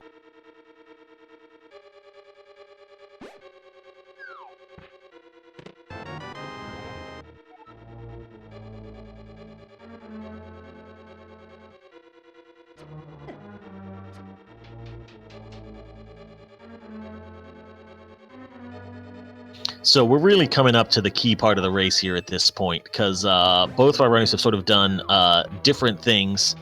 So the question is, how much of these Dark World entrance checks does Andy wind up making, treading the same ground that Walter already has? And how quickly does Walter catch up to Andy item-wise, finding his hookshot boots and flippers? That's definitely a good question. I do foresee, though, Walter's checked so much, there's really not much else he can do but find those items. Yeah, I think East Dark World is definitely his next spot, and he might start it off with a flute to 5, which is definitely a very item-rich location. But he might also head down and around, because I'm not sure he's done the mirror from the top of the pyramid yet to open up all those checks at the top of Hyrule Castle.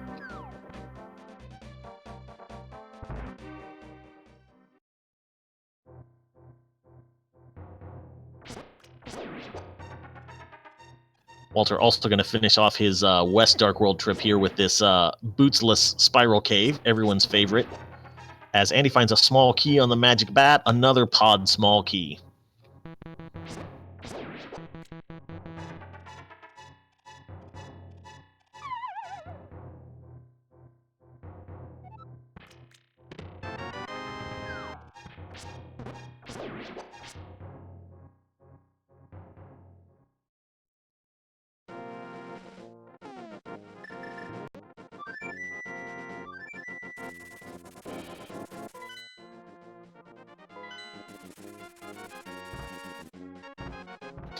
So yeah, we see now things look really even right now, but it's sort of losing track of all of these entrances that Andy's going to have to take the time to check. That Walter already knows don't lead much of anywhere, but sort of always the way randomizer races go. There's just so much that you sort of have to do unless you sort of randomly god route to exactly where you need to go. Oh, great news for Walter. He's going to find his flippers right now. All right, well, you will have to keep me posted. My screen is frozen for just a moment. I was setting it, so keep us going, buddy.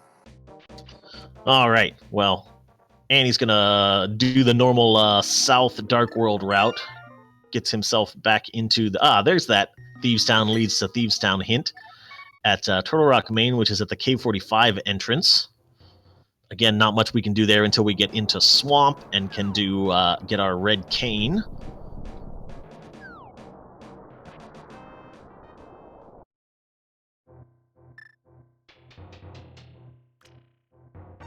And Walter now checking out some of Dark World East Death Mountain.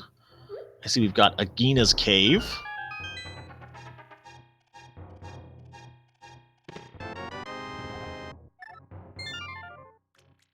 And Andy tracking down the purple chest. I believe we saw a hint for a purple chest that it just led to a map or something like that.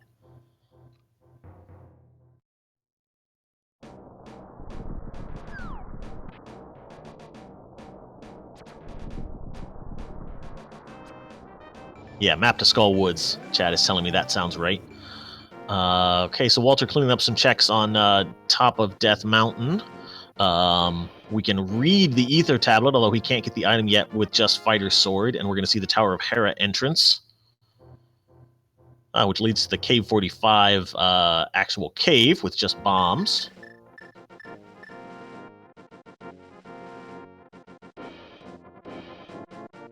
And there is that map of Skull Woods. Okay, an Ether Tablet just has some rupees for us. So far, that very early book we found has not actually been useful at all, and now Walter is going to flute to 5, so we will see him make these checks in the pod area. This will lead him to his hookshot and his boots.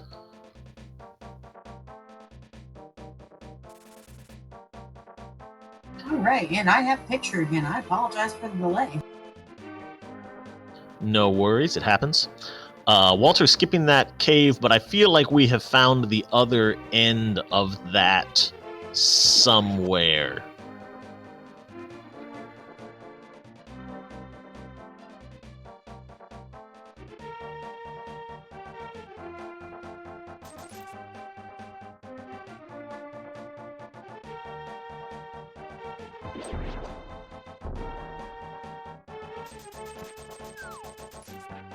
So 110 rupees seems like a bargain price to pay for a hook shot. I don't know about anybody else.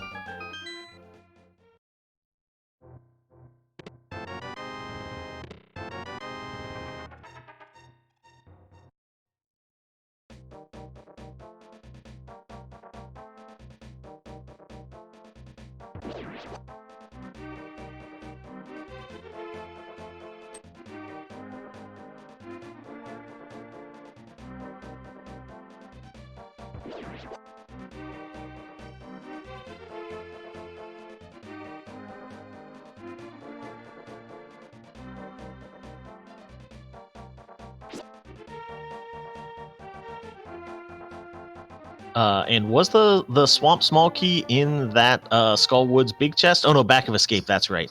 The Skullwoods big chest had a small key of some sort, but I forget what it was. I think it was a GT small key. Yes, Swamp Palace Small was the last or third and final chest in the very back of the...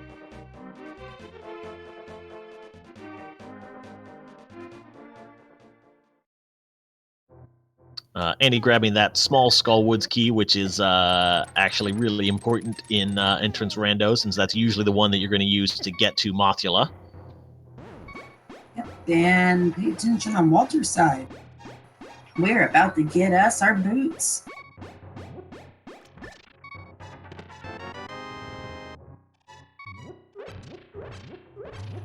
Ooh, are we leaving Spike Cave the natural way? Yeah, it And looks also- like it. Or opting out of it. Okay.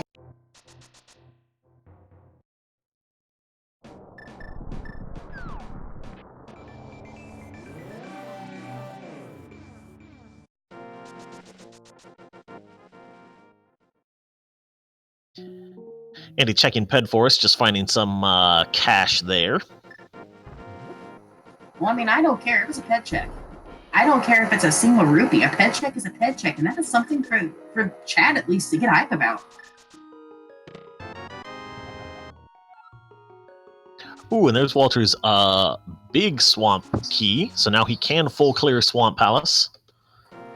Yes, and imagine if that red cane is actually in the big chest in Swamp Palace, as I seen someone in chat a little while ago kind of call. Yeah. It would be the troll. I'm not sure if Walter has seen the hint about the dam location, though. It seems like maybe he has, because he is beelining for these mitts. So definitely a good play on his part. Well, I mean, even if he hadn't, it's mitts. And he's checked so much. Yeah, absolutely. The mitts do unlock a couple of things, the Smith's chain and that Hammer Peg's entrance right there next to each other, which are very nice checks to be able to make. So, yes, that's right. Chad is reminding me, yeah, that Yep. Walter found the hint first right about the time that Andy found the dam. So, as Andy finds Pod, and with 3 Pod small keys, and Hammer Yumping and the Potion Glitch, he can do pretty much everything but Helmasaur, I believe. It'll take some time if he wants to go through right side as many times as he'll have to do that, but it is an option for him. Oh, 4 Pod small keys. Which also brings up a point that I was kind of starting to think about. We're about to even out on items, but we've still got 2 very important items that we have not seen yet. Namely, the bow and the ice rod. Yeah, I hear those are important. Yeah, a little bit. And I either way, asked if this is... randomized. I gotta ask now, is this Keysanity? Not finding very many keys, and we're on a bow and ice rod hunt. Yeah, and I was about to say, this is going to be a more efficient trip through Pod for Andy, since he does have more small keys to work with. He can check some more of those one-off things like Harmless Hellway and the Vanilla Big Key chest if he wants to, so... Ooh, I like this. Walter's heading to that dam entrance. He looks like he's going to be the first one in the swamp.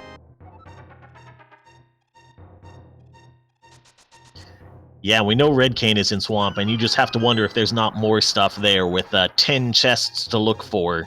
That's a lot of checks to make. Well, I mean, hey, anyone that plays with me knows what is my favorite dungeon? Swamp Palace. It's a pendant. I don't care. 1 item left on left side. Still don't care. I'm going. Swamp Palace has made or broke so many races, at least in my opinion.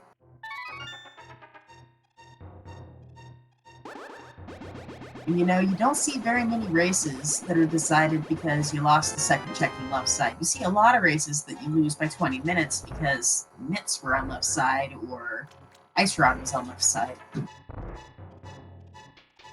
Yeah, this is what I always come down to. You almost never lose a race because you checked left side. Now, sometimes you do, but not as often as you lose a race because you skipped left side, in my experience.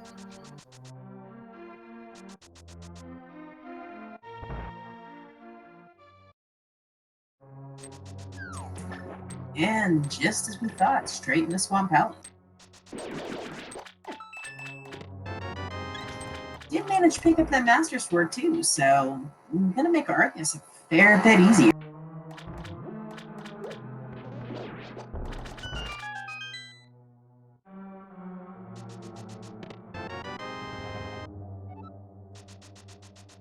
Eastern Palace Big Key. That gives us just 1 more chest right now until we find the bow.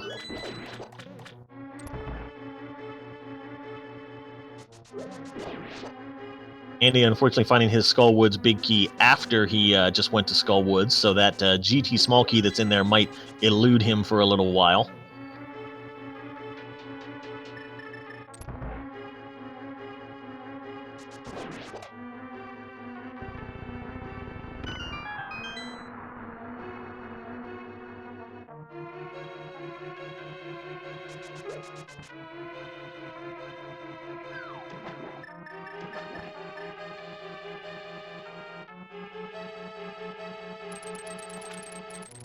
So now Andy's also going to find Misery Mire here at Dark Sanctuary fairly soon. We'll see if he decides to dip into there. Again, can get everything except the Vitreous item with his current items. You know, I would actually agree with that play. In Keysanity, Misery Mire's productivity is greatly increased. I mean, there's 2 items normally, but all those small keys all turn into items. Mire becomes almost pod-like. And of course, pod and Keysanity. Yeah, so there was the hint that Walter skipped before, which was just about the pod small key on Magic Bat that both of our runners have found now.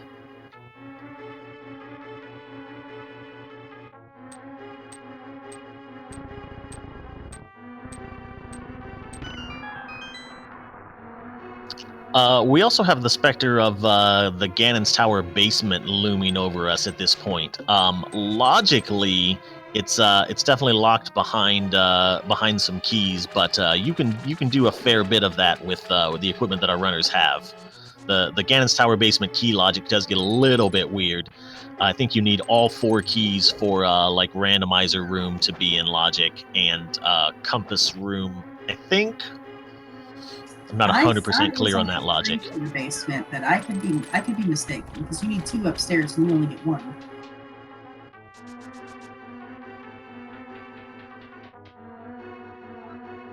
Yeah, but you could climb and waste your keys, so you might need all of them to get to like the very end of the basement.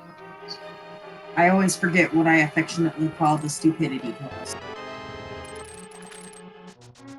All logic assumes you make the worst possible mistakes in every situation. See, that's why I follow the logic by making the worst possible mistakes in every situation.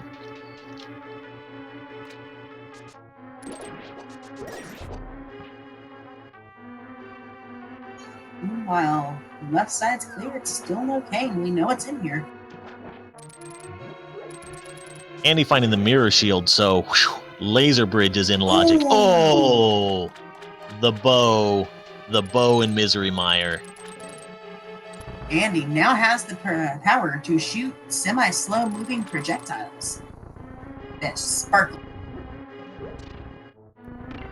And that's just the way Rando goes sometimes. That Walter was very ahead by most measures, but that meant that he found Misery Mire much earlier and did not have the boots or hookshot to get in there.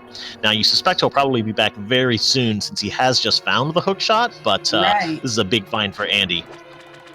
On the flip side, though, Walter picking up that cane might beeline for Mire because it's another dense area, speaking of cane, and he will be able to full clear it, whereas Andy will be double dipped. Yeah, that is true, and definitely dungeons that you can full clear are very appealing in Keysanity, so the cane will definitely point Walter back toward Mire. I have to say, so far, it's been back and forth a little, but this is a very, very, very tense race. Yeah, that's right. We don't have the Misery Mire big key. Thank you, Kern, for pointing that one out. That's Yep. I forgot that one.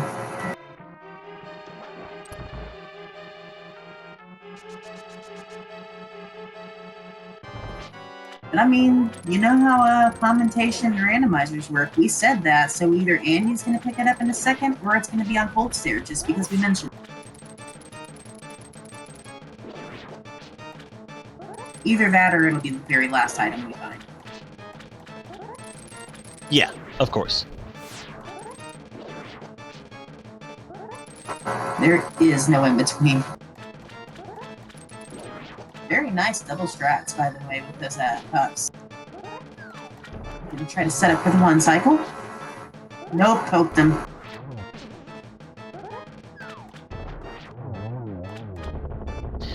Yes, question in chat about the hints for left side of Mire and Swamp. I believe it's the vanilla big key location is listed first in those hints. Did you see what Cold Stare dropped? Such a tease. It was not the big key, but the compass for Mire. So close. That might put Mire in his head. He might do it anyway just because of that cane. Not even realizing the big key. Yeah, so Andy's going to take the bow and his now 5 pod small keys and finish off the rest of Palace of Darkness here. Walter's going to make that GT play, though. Okay, I'm getting corrected that in Entrance Randomizer, the order of hints is random. All right, well, I learn something new every day.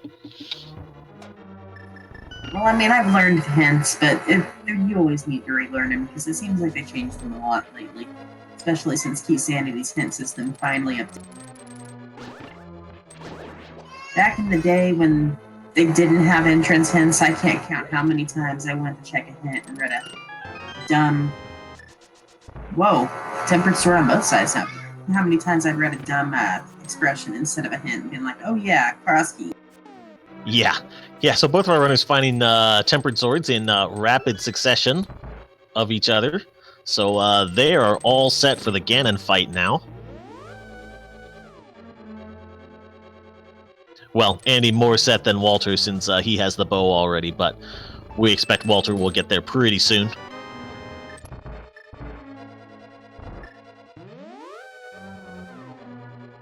But at this point, Walter really has to hope that Ganon's Tower has something important for him, because he has headed back there, which is definitely a time investment. The Bacon Sword is definitely good, but he's really hoping for something vital to show up in the basement right now. Like the Ice Rod. That's definitely a good one. Well, I mean, I have to say that kind of evens things out. Maybe even a little bit in Walter's favor, because GT Basement is not necessary and Mire is. Yeah, GT Basement is always so appealing in Keysanity, or in Cross Keys, though, because it just has so many items down there. And this is the thing about Randomizer, is you really only lose time when you make checks that your opponent doesn't. Or when they make helpful checks that you don't. So the fact that both runners will have to come here sort of means it's a wash. Oh, and there's the Misery Mire big key. That is actually huge. Does that mean that means that's going to be both bow and ice rod in Walter's pocket now?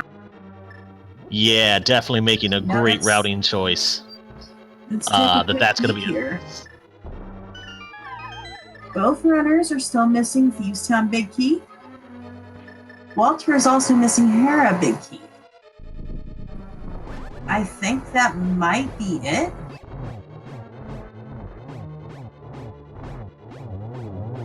Yeah, I think that's about what we're looking for. I forget where that Tower of Hera Big Key was, as Walter shows off the Blue Cane Ice Armos strats there.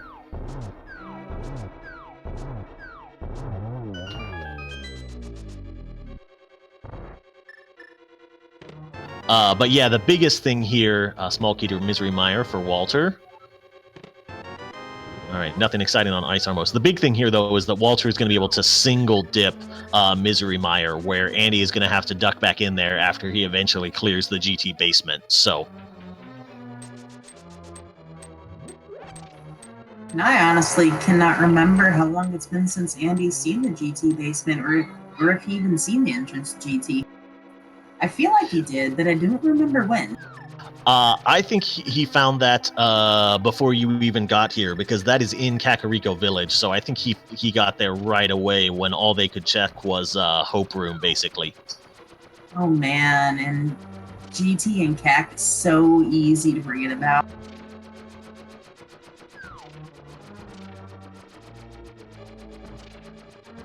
Andy finally making that catfish play. Hey, there's that unnecessary piece of junk.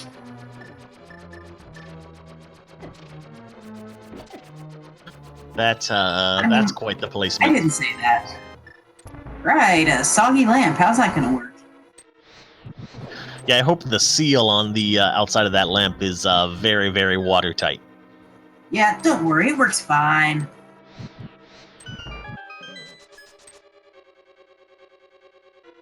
Oh man, but Andy is right on NGT.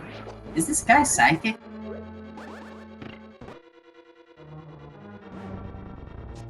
It's definitely about the only play he had left to make. I mean, he's sort of cleared as much of the other dungeons as he can.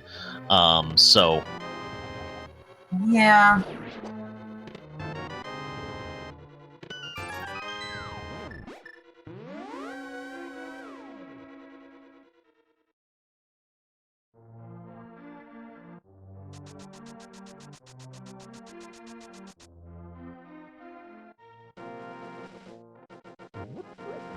And it would appear we are heading straight on to Misery Mire.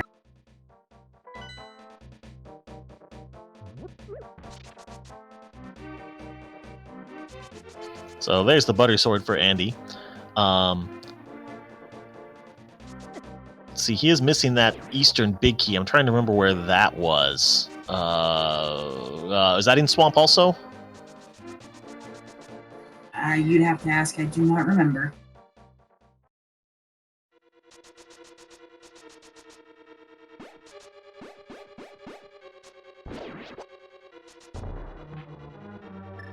Yeah, so question in chat. We don't think Walter has complete information about pendants and crystals because I think the only reason that Andy has that is because he actually finished Ice Palace and picked up the third pendant there. So that is still sort of in the back of Walter's mind, but he will not actually have to finish that dungeon today.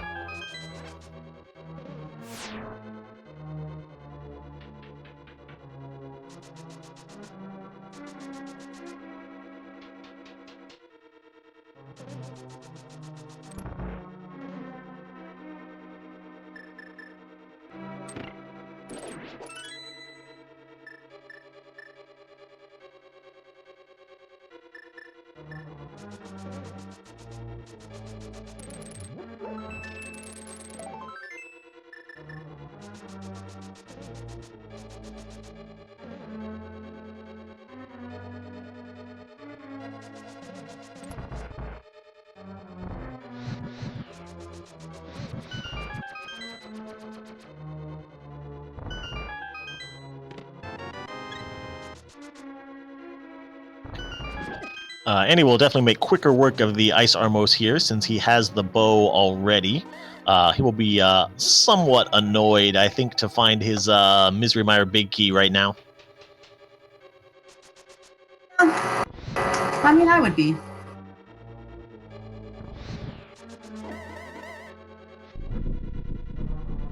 Meanwhile, that will be a 2-crystal lead for Walter by the time he makes it back to Mire. Andy really looking for that Swamp Palace small key. He's getting excited at seeing those keys come out, and he is remembering to check this big chest on his way out. Very important.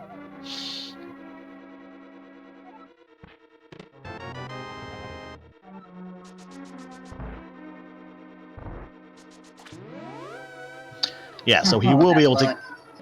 Yeah, he will be able to finish off Mire once he gets into Swamp and finds the cane, but that's really the big blocker for him is that Swamp Palace small key, and he is going to go ahead and climb GT. Oh, man. I almost don't know what to say to this. We are still missing a couple keys.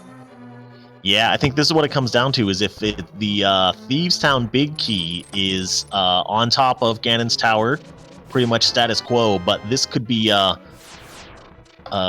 big blow to Andy's chances to win this race if this climb is a waste of his time.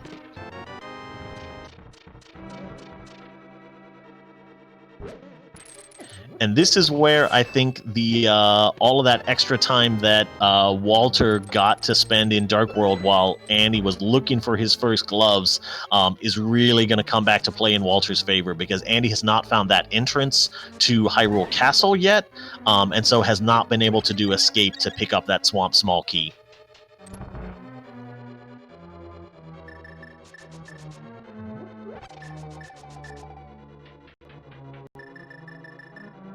Yeah, Andy also climbing without a small key to make it all the way to Aga 2. So he's really betting on these chests at the top of the tower.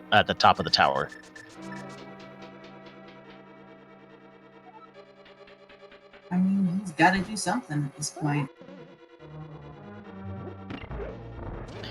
Yeah, I think what we're seeing here is Andy feeling a little bit behind. So rather than tracking down every single entrance, he's gonna gamble on Ganon's tower working out for him. And like we pointed out, it could give him one of those missing keys that we haven't found yet. Might not be what he was immediately looking for. But that would be tremendously bad for Walter, because I doubt he's going to be back up there.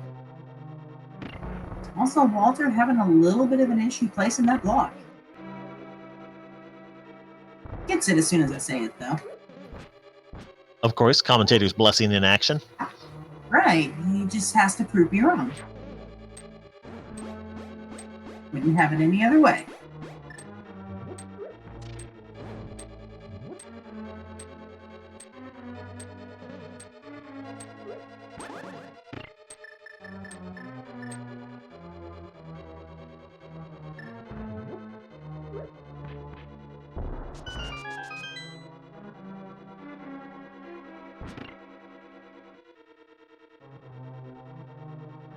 So up top we got some bombs, piece of heart, one more shot.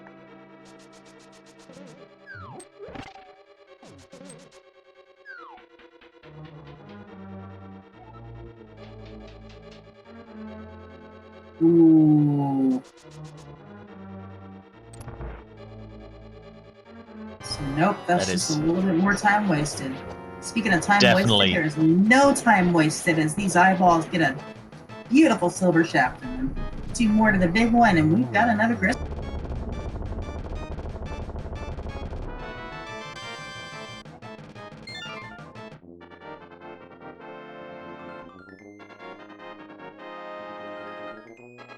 So, where does Walter go next? Yeah, he's definitely going to go looking for that Thieves Town big key is what he's really trying to track down. If it were me, I would almost suggest heading in the Turtle Rock. Got an ice rod. Got some keys. Yeah, looks like it actually. That might be what he's doing, maybe? With just one key, I don't think we found the laser bridge entrance, though. So can we actually make it to Trinex? That's a good point. That's a good point. Walter just found the Desert Palace small key, so that's what he's going to chase down right now. Which will net him half magic, but nothing else. I was just looking at his tracker incorrectly. I was looking at the GT keys. So I thought he had 3. I mean, at least he'll keep his half match.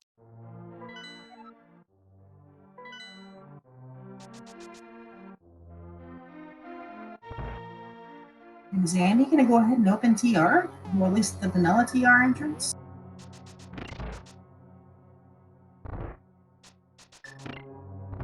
And is Walter... Oh, I guess he doesn't know this is a pendant, does he? Yeah, he does not. He's still missing a fair bit of crystal pendant information, so... Right. Well, I mean, it's still going to be 2 items. All right, Andy found the potion shop on top of Death Mountain, so he's thinking about that mushroom turn-in right now. But also with the Tower of Hera big key, can finish off this dungeon, which never hurts to do. Again, you'll have to do it sooner or later, so why not now? Yep, and there's a few more items than Walt's going to find in Eastern.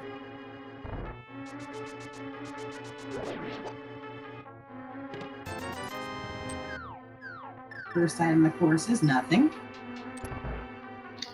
And now he finds that hint telling him not to do the purple chest. Too late.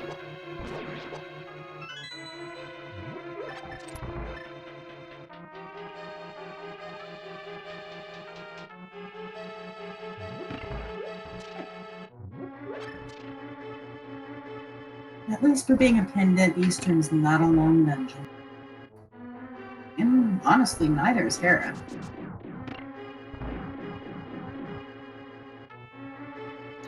Yeah, it's one of those times when you're happy to not have the the Thieves Sound big key. Oh man! And Walt still has not found Hera's big key. I still do not remember where that was.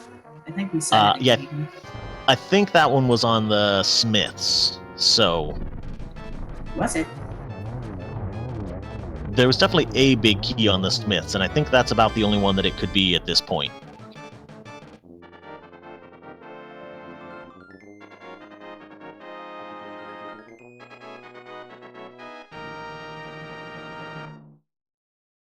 Yeah, that's the downside of having that purple chest hand, as Chad is pointing out, that that's one less check that you're getting out of that Smith chain, so that just makes it a little bit less appealing for Walter to do.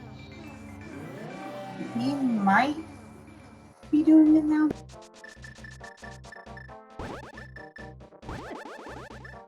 Maybe not. Looks like he's going back in the TR.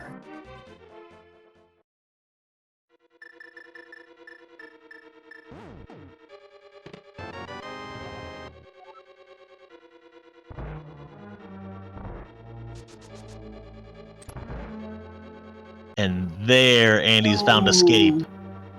That is a game changer right there, because he's going to get that small swamp key very soon. He's going to check front of escape first from the look of things, but this is the thing that's holding up all of Andy's progress.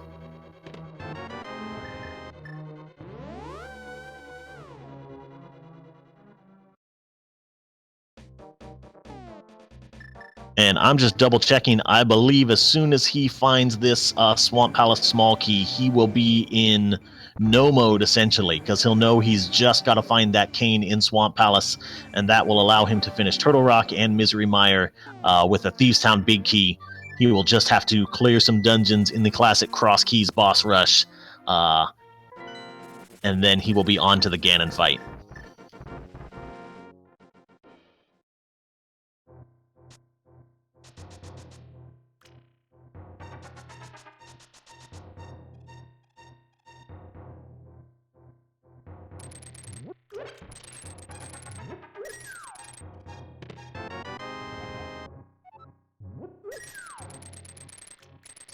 And Walter now finding the map of Eastern after he doesn't need it anymore. That's an important Turtle Rock small key for Walter, that will let him get back to Trinex from the entrances that he has.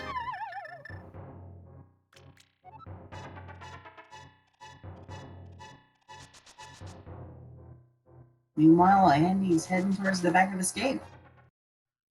We shall be pleased.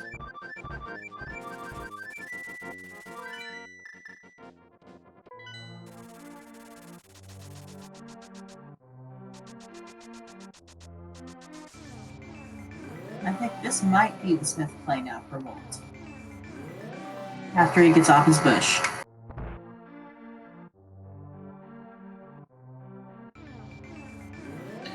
Question in chat about Back of Escape. The drop down to Back of Escape is at the Lumberjack Cave, I believe, and we have not seen the second Aga Tower key, so this was the only way to get to the Back of Escape.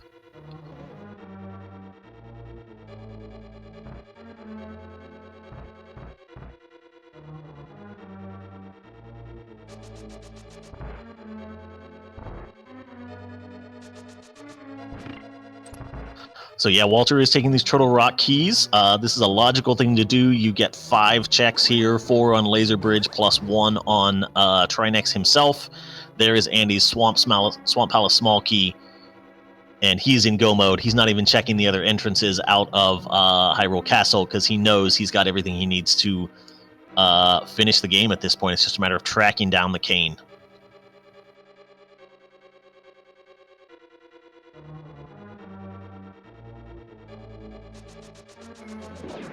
Meanwhile, Walter probably will take the time to check Laser Bridge and finish off Trinex. Yeah, he's still on the Thieves Town big key hunt.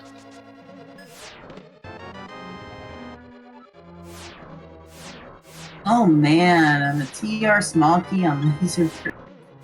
He could have came here earlier if he wanted.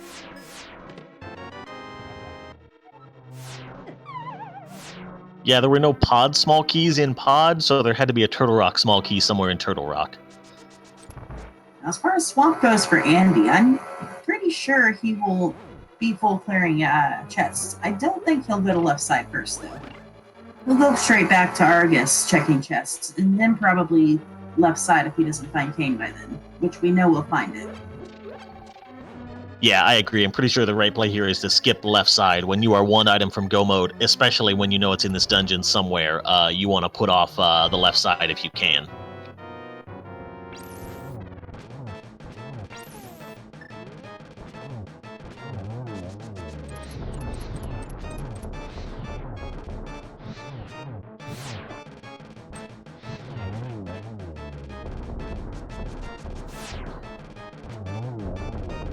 Yeah, I think Walter's only way back into this. I agree with Kern in chat that if he heads right to Smith's right after this, if that's the next thing on his list, then he might be okay.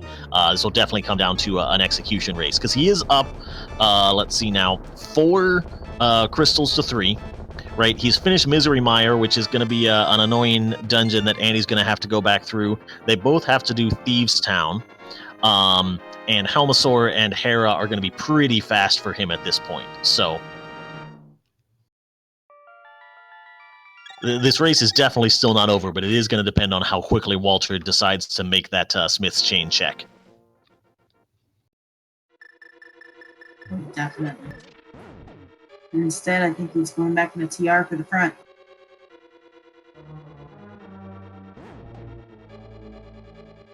There's that Again, Kane. Yep, there's the Kane for Andy. He is officially in go mode now. And yeah, this is a logical thing for Walter to do to get 3 fast checks that you haven't been able to make otherwise. But unfortunately, the Thieves Town Big Key will not be here.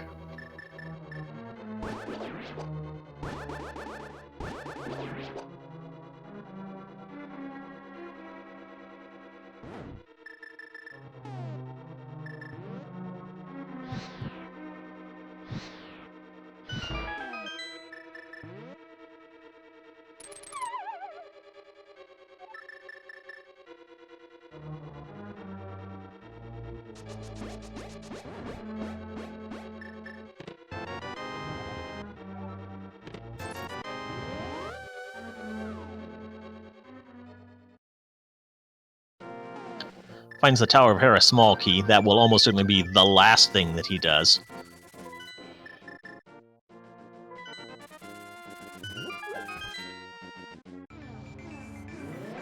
Ooh, unlucky. Yeah, he's still got these Mire checks to make, which also make a lot more sense than going to your 1 check at Smith's, unfortunately for Walter. Because he's got the Mire Shed, checkerboard, several things to look at here that are going to lead him away from the direction he needs to go.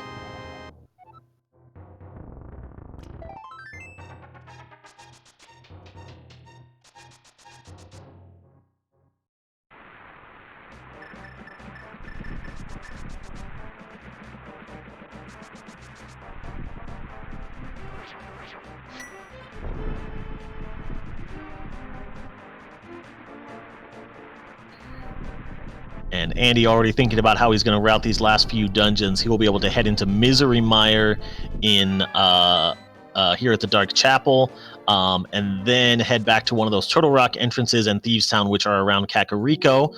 We'll just be able to mirror back from the Village of Outcasts because the Ganon entrance is at the well drop down today. So he wants to finish up in the Village of Outcasts Kakariko area to just head straight to Ganon as soon as those crystals are done.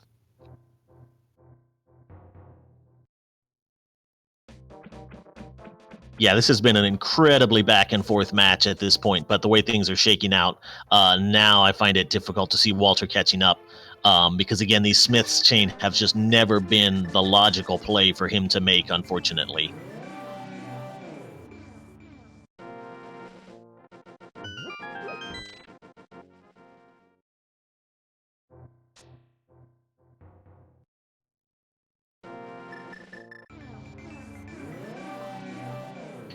Yeah, chat talking about Walter getting baited by the purple chest hint. He also sort of got baited by the dam hint because he... wait, I'm trying to think. No, he would have had mitts before he got to the... Yeah, never mind. Forget what I was saying.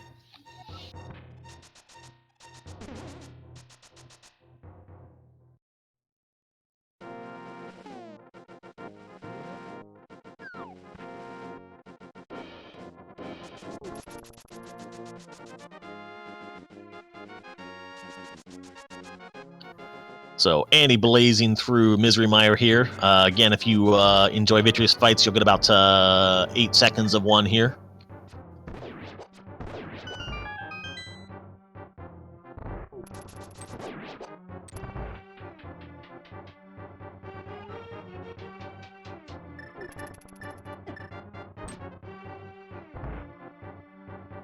Oh, and now Walter is taking his Aga Tower key to track down this one extra chest up the tower.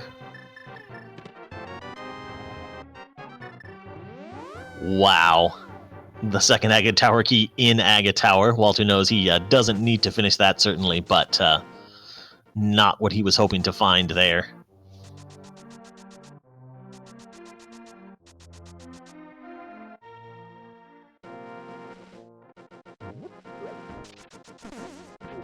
I've always thought that would be a very good troll location for a plandomizer. Just put the second key there, make sure they have incentive to check the first key early, and then they'll never come back for that second key.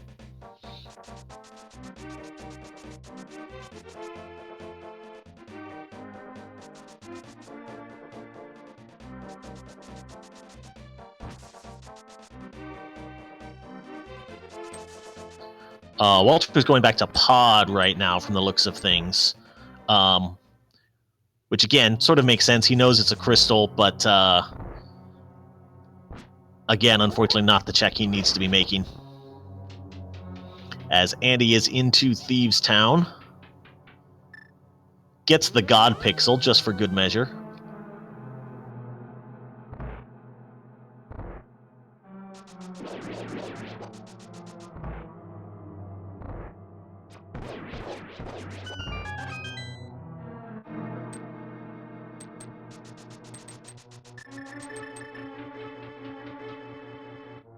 Yep, this match is leaning more and more towards Andy at this point. I don't think there's much Walt can do anymore.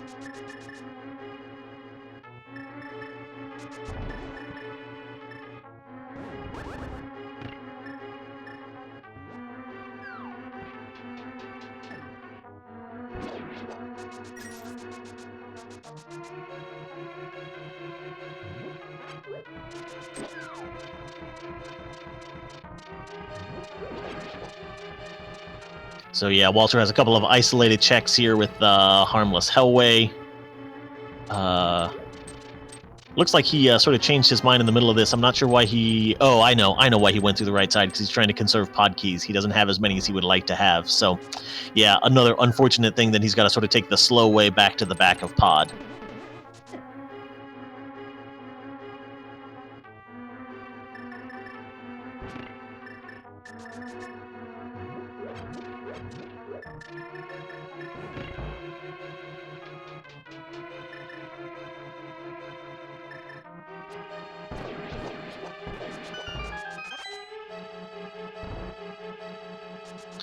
Although Walter might have lost track of how many pod keys he has, because he does have one extra one here.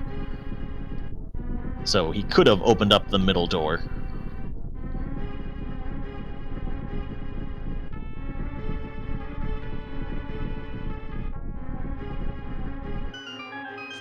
So Andy burns through that blind fight, gets his 6th crystal, and will now just have to duck into Turtle Rock, finish off Trinex, and then we'll be able to take down Ganon. Yep. Meanwhile, Walter's still searching for that key. At least he's doing something he needs to.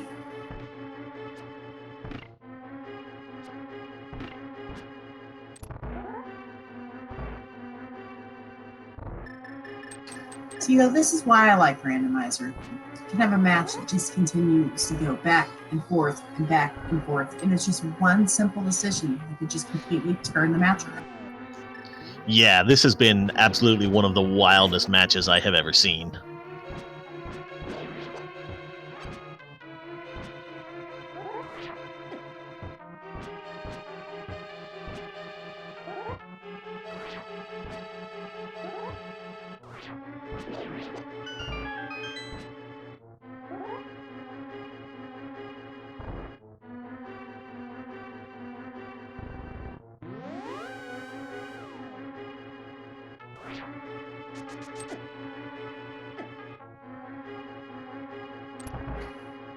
And we make short work of the half trip through TR, and we are heading back to Trinex. Meanwhile, Helmsor is gonna make his final stand and get pounded to death.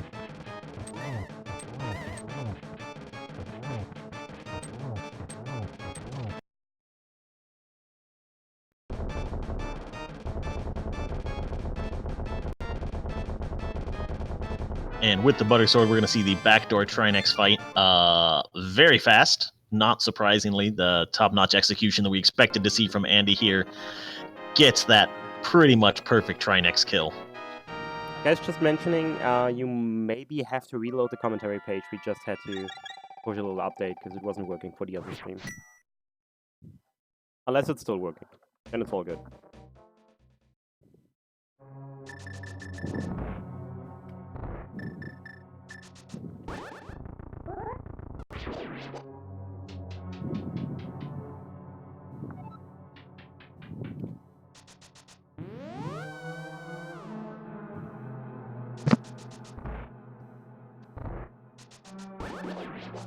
Oh, all right, and so Andy is fluting his way back into going to drop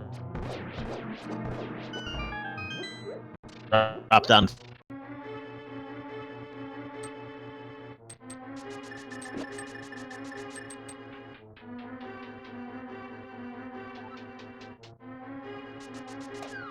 Definitely gonna make short work of this pig.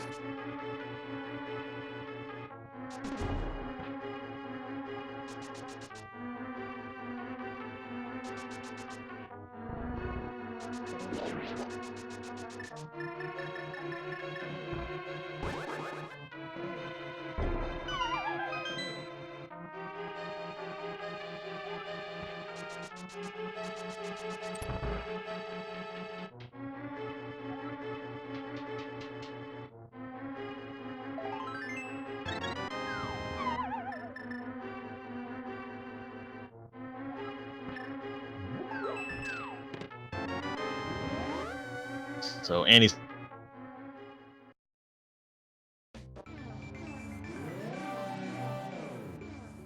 now into the final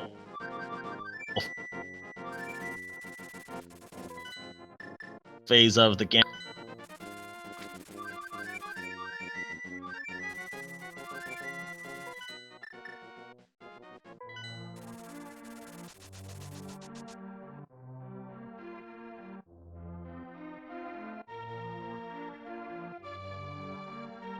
Excellent boss fight from Andy to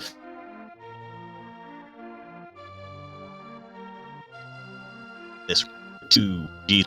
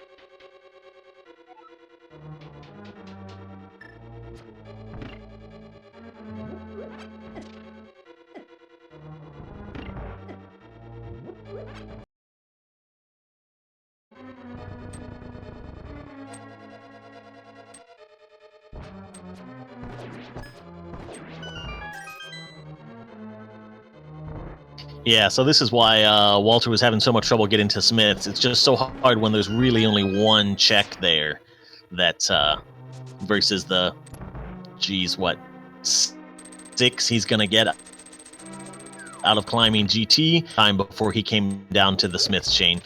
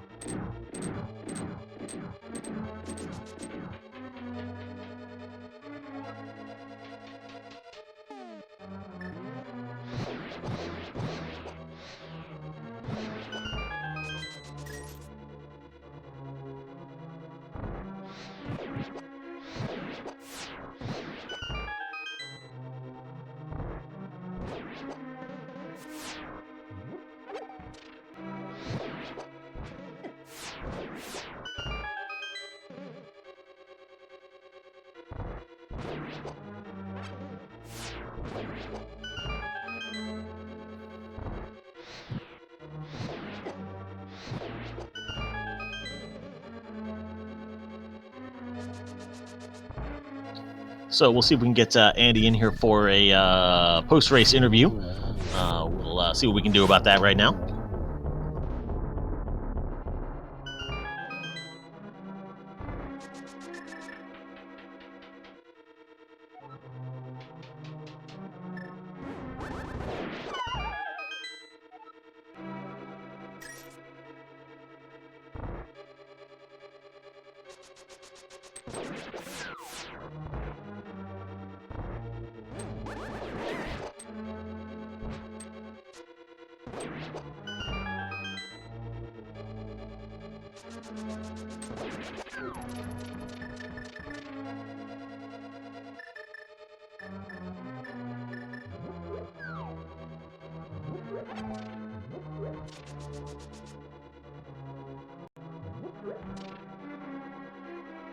Alright, so since Seto had to leave, I guess I might as well just join you for the rest.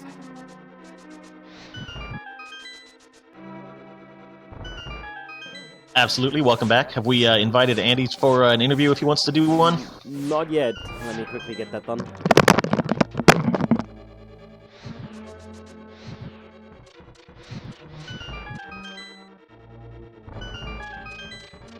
As we'll see Walter get to the top of Ganon's tower.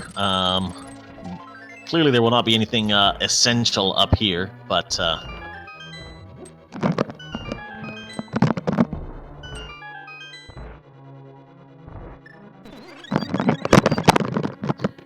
can satisfy some of chat's curiosity, at least.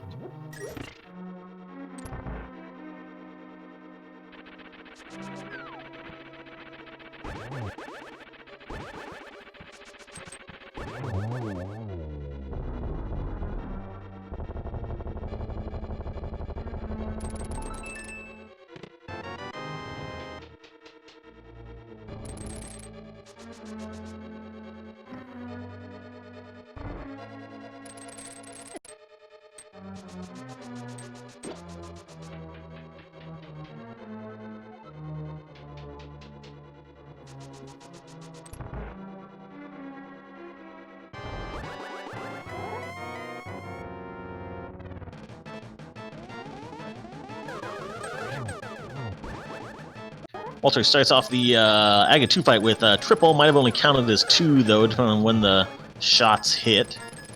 Definitely 2 on that second cycle. And 3 cycles Aga 2.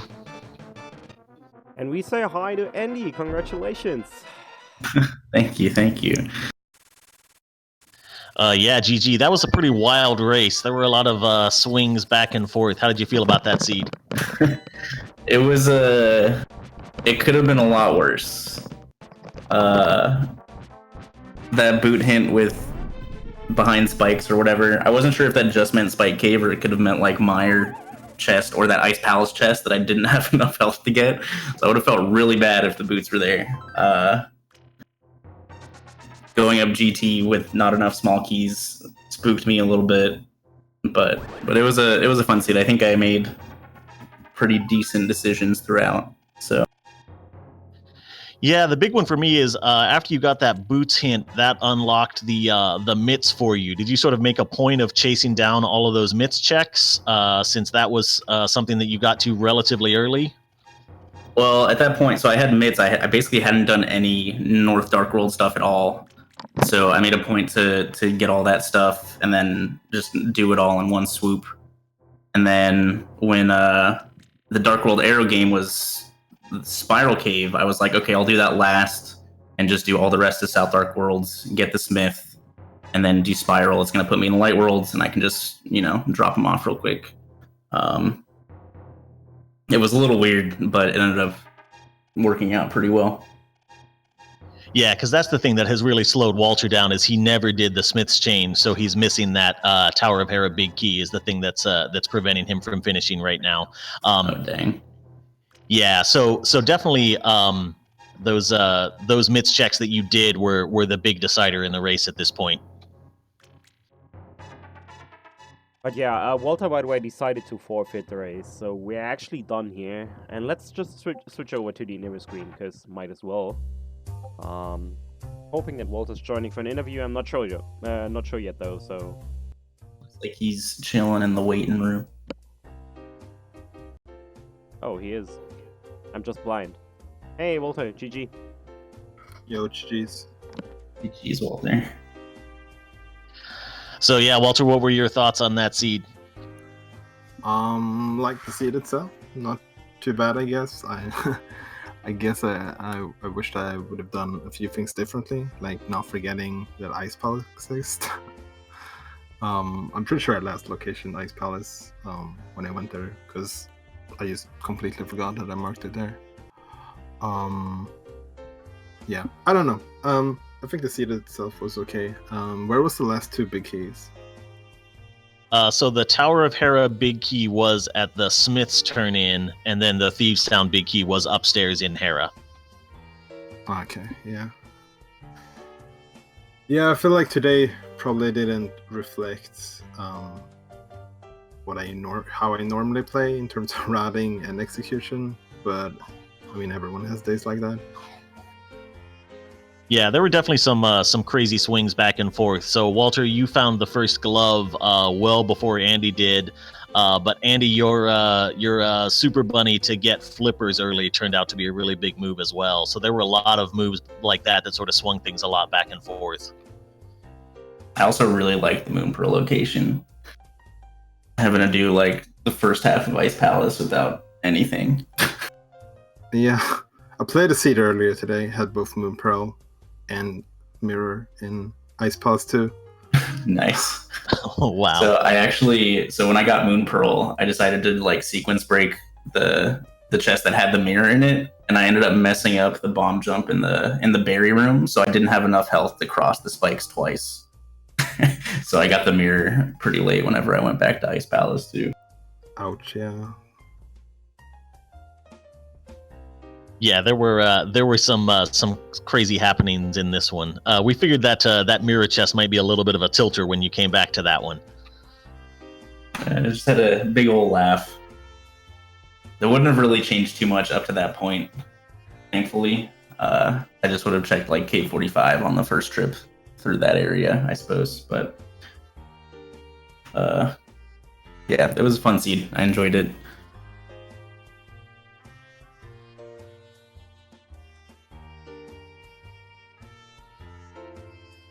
All right, Therese, do you have any other questions for our runners here? Oh, nah, not really. Don't get me wrong, usually I'm very interested, but I'm not feeling that great, so I'm a little out of it.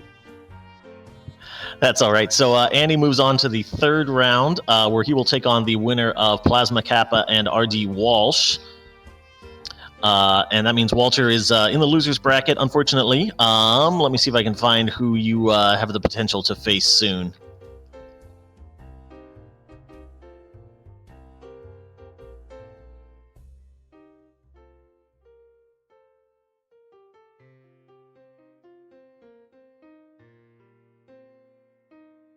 Having trouble navigating the challenge bracket. But so yeah, do you guys have any thoughts about moving forward in the tournament or anything else about the seed? Well, it's interesting to get the tournament started now. It's going to be a lot of matches these first 2 weeks, so it's going to be fun. It's definitely gonna be fun, I'm sure. And there's plenty of stuff going on today. As we have another match right now on ZSR 2, which is Sonic Am versus Moligor. Then in, I want to say, pretty much 45 minutes, we have HXC Jettas versus Gary Olive. And then 30 minutes later, we'll have a last one with number play. So plenty of stuff going on. Anyways, I want to give a big shout out to the commentators for today, to Cool Papa Bell and to Sedu, who already had to leave us, and also to our two amazing trackers today, to iBot and to Samimas, and of course a warm GG to Andy and to Walter. Did I forget anyone? I hope not. Probably not.